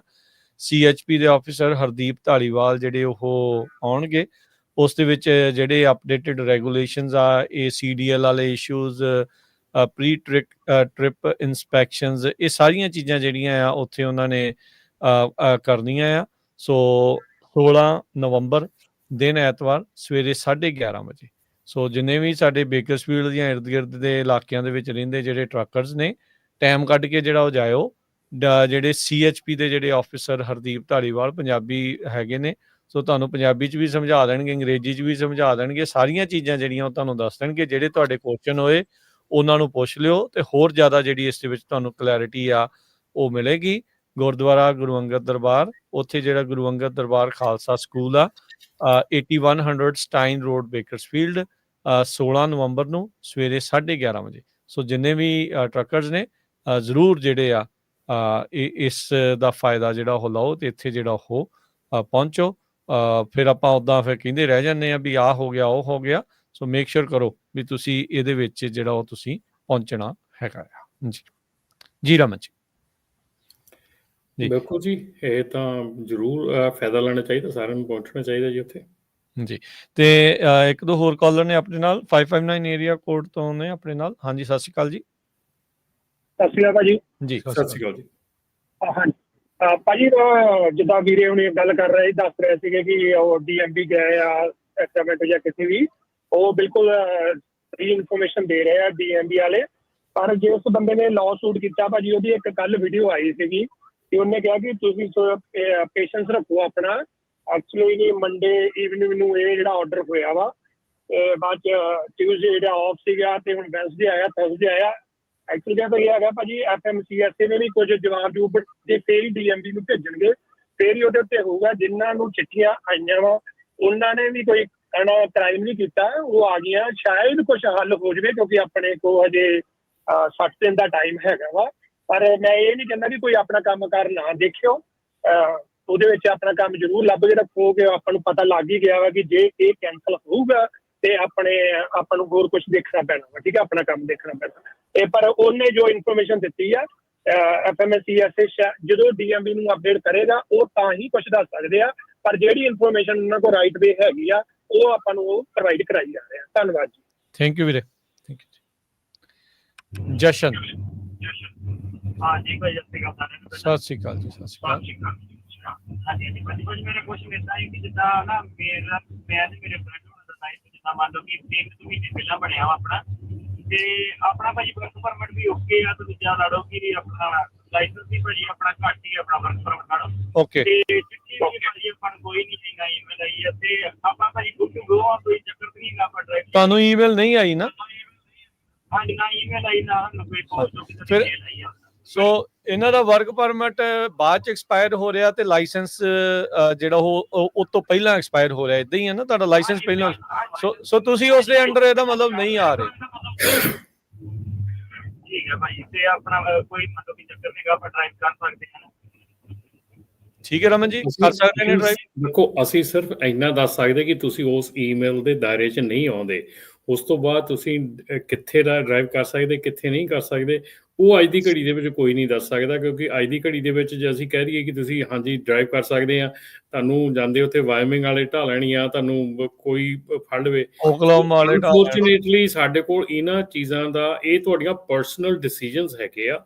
ਅਸੀਂ ਇਹਦੇ ਵਿੱਚ ਤੁਹਾਨੂੰ ਕੁਛ ਇੱਦਾਂ ਦੀ ਡਿਸੀਜਨ ਜਿਹੜਾ ਨਹੀਂ ਦਿੰਦੇ ਹੈਗੇ, ਸਲਾਹ ਨਹੀਂ ਦਿੰਦੇ ਹੈਗੇ ਕਰਨ ਨੂੰ, ਕਿਉਂਕਿ ਸਾਨੂੰ ਖੁਦ ਨੂੰ ਨਹੀਂ ਪਤਾ ਹੈਗਾ ਇਸ ਵੇਲੇ ਕਿ ਕੀ ਹੋਣ ਜਾ ਰਿਹਾ ਹੈਗਾ, ਨੈਕਸਟ ਸਟੈਪ ਕੀ ਹੈਗਾ।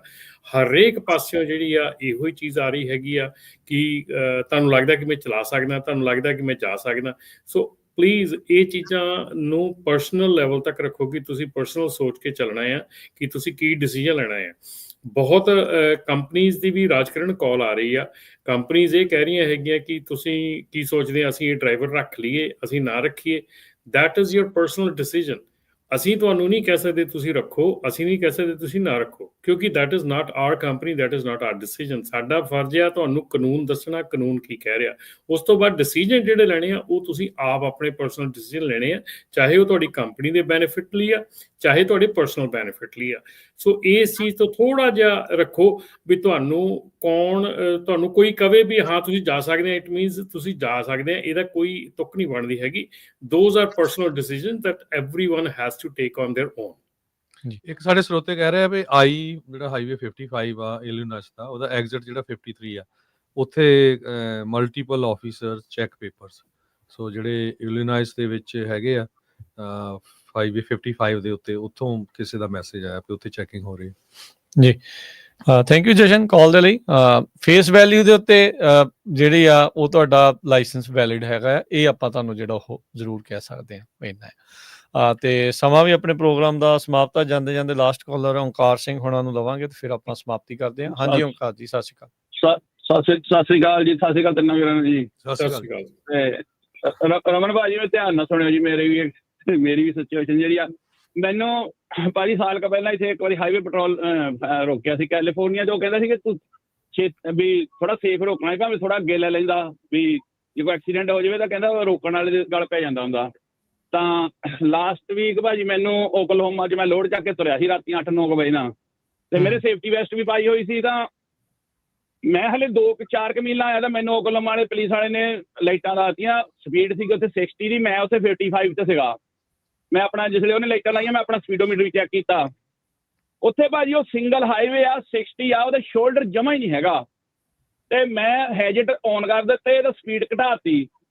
ਤਾਂ ਮੈਂ ਤਕਰੀਬਨ ਉੱਥੇ ਮੈਨੂੰ ਜਮਾ ਸ਼ੋਲਡਰ ਨਹੀਂ ਮਿਲਿਆ, ਲੋਡ ਮੇਰੇ ਕੋਲ ਭਾਰਾ ਸੀ। ਮੈਂ ਕਿਹਾ ਜੇ ਮੈਂ ਇੱਥੇ ਰੋਕ ਲਿਆ ਤੇ ਟਰੱਕ ਵੀ ਬਹੁਤ ਕ੍ਰਾਸ ਕਰਦੇ ਆ, ਕੋਈ ਸਿੰਗਲ ਹਾਈਵੇ ਆ, ਜੌਬ ਲੇਨ ਜਾਂਦੇ ਨਹੀਂ, ਉਹ ਸਾਈਡ ਤੋਂ ਲੰਘਦੇ ਆ। ਤੇ ਮੈਂ 2 ਮੀਲਾਂ ਆ ਗਿਆ ਤੇ ਮੋਰੇ ਇੱਕ ਪਿੰਡ ਸੀ, ਮੈਨੂੰ ਪਤਾ ਮੈਂ ਉੱਥੋਂ ਲੰਘਦਾ ਰਹਿੰਦਾ। ਮੈਂ ਉੱਥੇ ਜਗ੍ਹਾ ਆਉਣੀ, ਉੱਥੇ ਰੋਕਦਾ।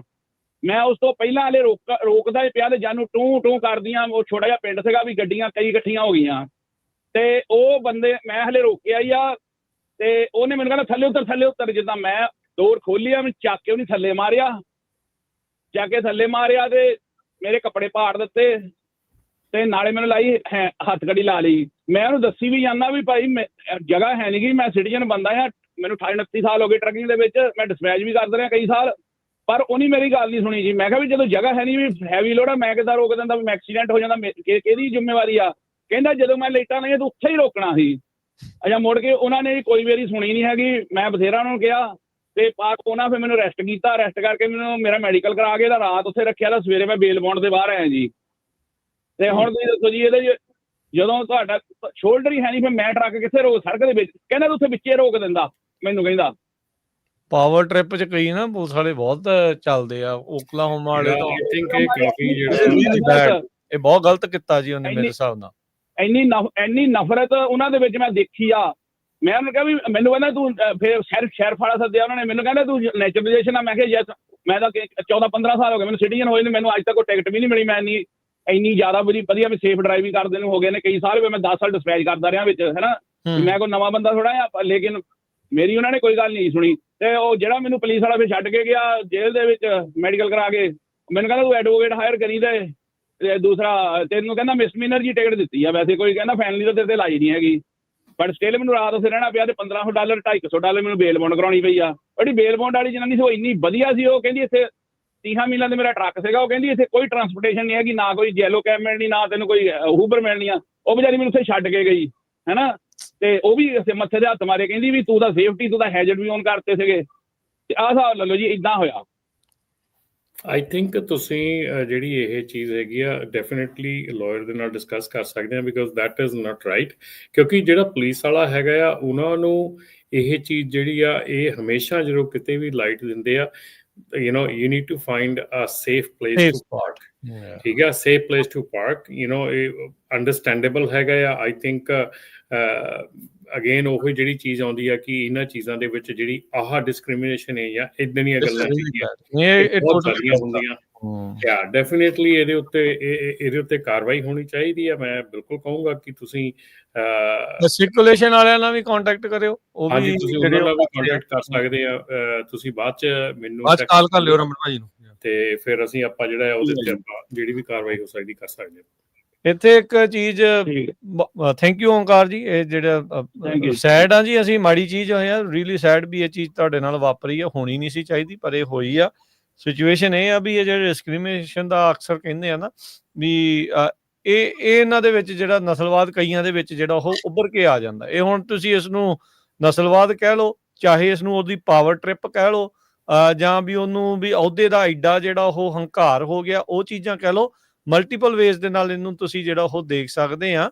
ਹੇਟ ਕ੍ਰਾਈਮ ਸ਼ੋਅ ਕਰਨਾ ਔਖਾ ਹੁੰਦਾ ਆ, ਡਿਸਕ੍ਰਿਮੀਨੇਸ਼ਨ ਸ਼ੋਅ ਕਰਨੀ ਜਿਹੜੀ ਉਹ ਬਹੁਤ ਜ਼ਿਆਦਾ ਜਿਹੜੀ ਇਹ ਚੀਜ਼ਾਂ ਦੇ ਵਿੱਚ ਔਖਾ ਹੋ ਜਾਂਦਾ ਆ। ਪਰ ਇਹ ਆ ਵੀ ਇਹ ਚੀਜ਼ਾਂ ਵਾਪਰ ਰਹੀਆਂ ਆ। ਬਾਕੀ ਇੱਕ ਚੀਜ਼ ਹੋਰ ਮੈਂ ਕਹੂੰਗਾ ਕਿ ਭਾਜੀ ਹੁਣੀ ਚਲੇ ਗਏ ਸ਼ਾਇਦ ਲੱਗਦਾ, ਕਿ do they have the dash ਕੈਮ ਹੈਗਾ ਕਿ ਜਿੱਥੇ ਸ਼ੋਅ ਕਰਦਾ ਕਿ ਤੁਹਾਡਾ ਜਿਹੜਾ ਫਰੀਵੇ ਹੈਗਾ ਉਹ ਬਿਲਕੁਲ ਛੋਟਾ ਹੈਗਾ, ਤੁਸੀਂ ਨਹੀਂ ਰੋਕ ਸਕਦੇ ਹੈਗੇ। So that will be very helpful. ਜੇ ਡੈਸ਼ ਕੈਮ ਹੈਗਾ ਤਾਂ ਜੀ। ਤੇ thank you Raman ji, thank you Harjot ਜੀ, ਮਿਹਰਬਾਨੀ। ਤੇ ਅੱਜ ਦਾ ਪ੍ਰੋਗਰਾਮ ਨੂੰ ਇੱਥੇ ਸਮਾਪਤ ਕਰਦੇ ਹਾਂ। ਪਿਆਰ ਭਰੀ ਸਤਿ ਸ਼੍ਰੀ ਅਕਾਲ।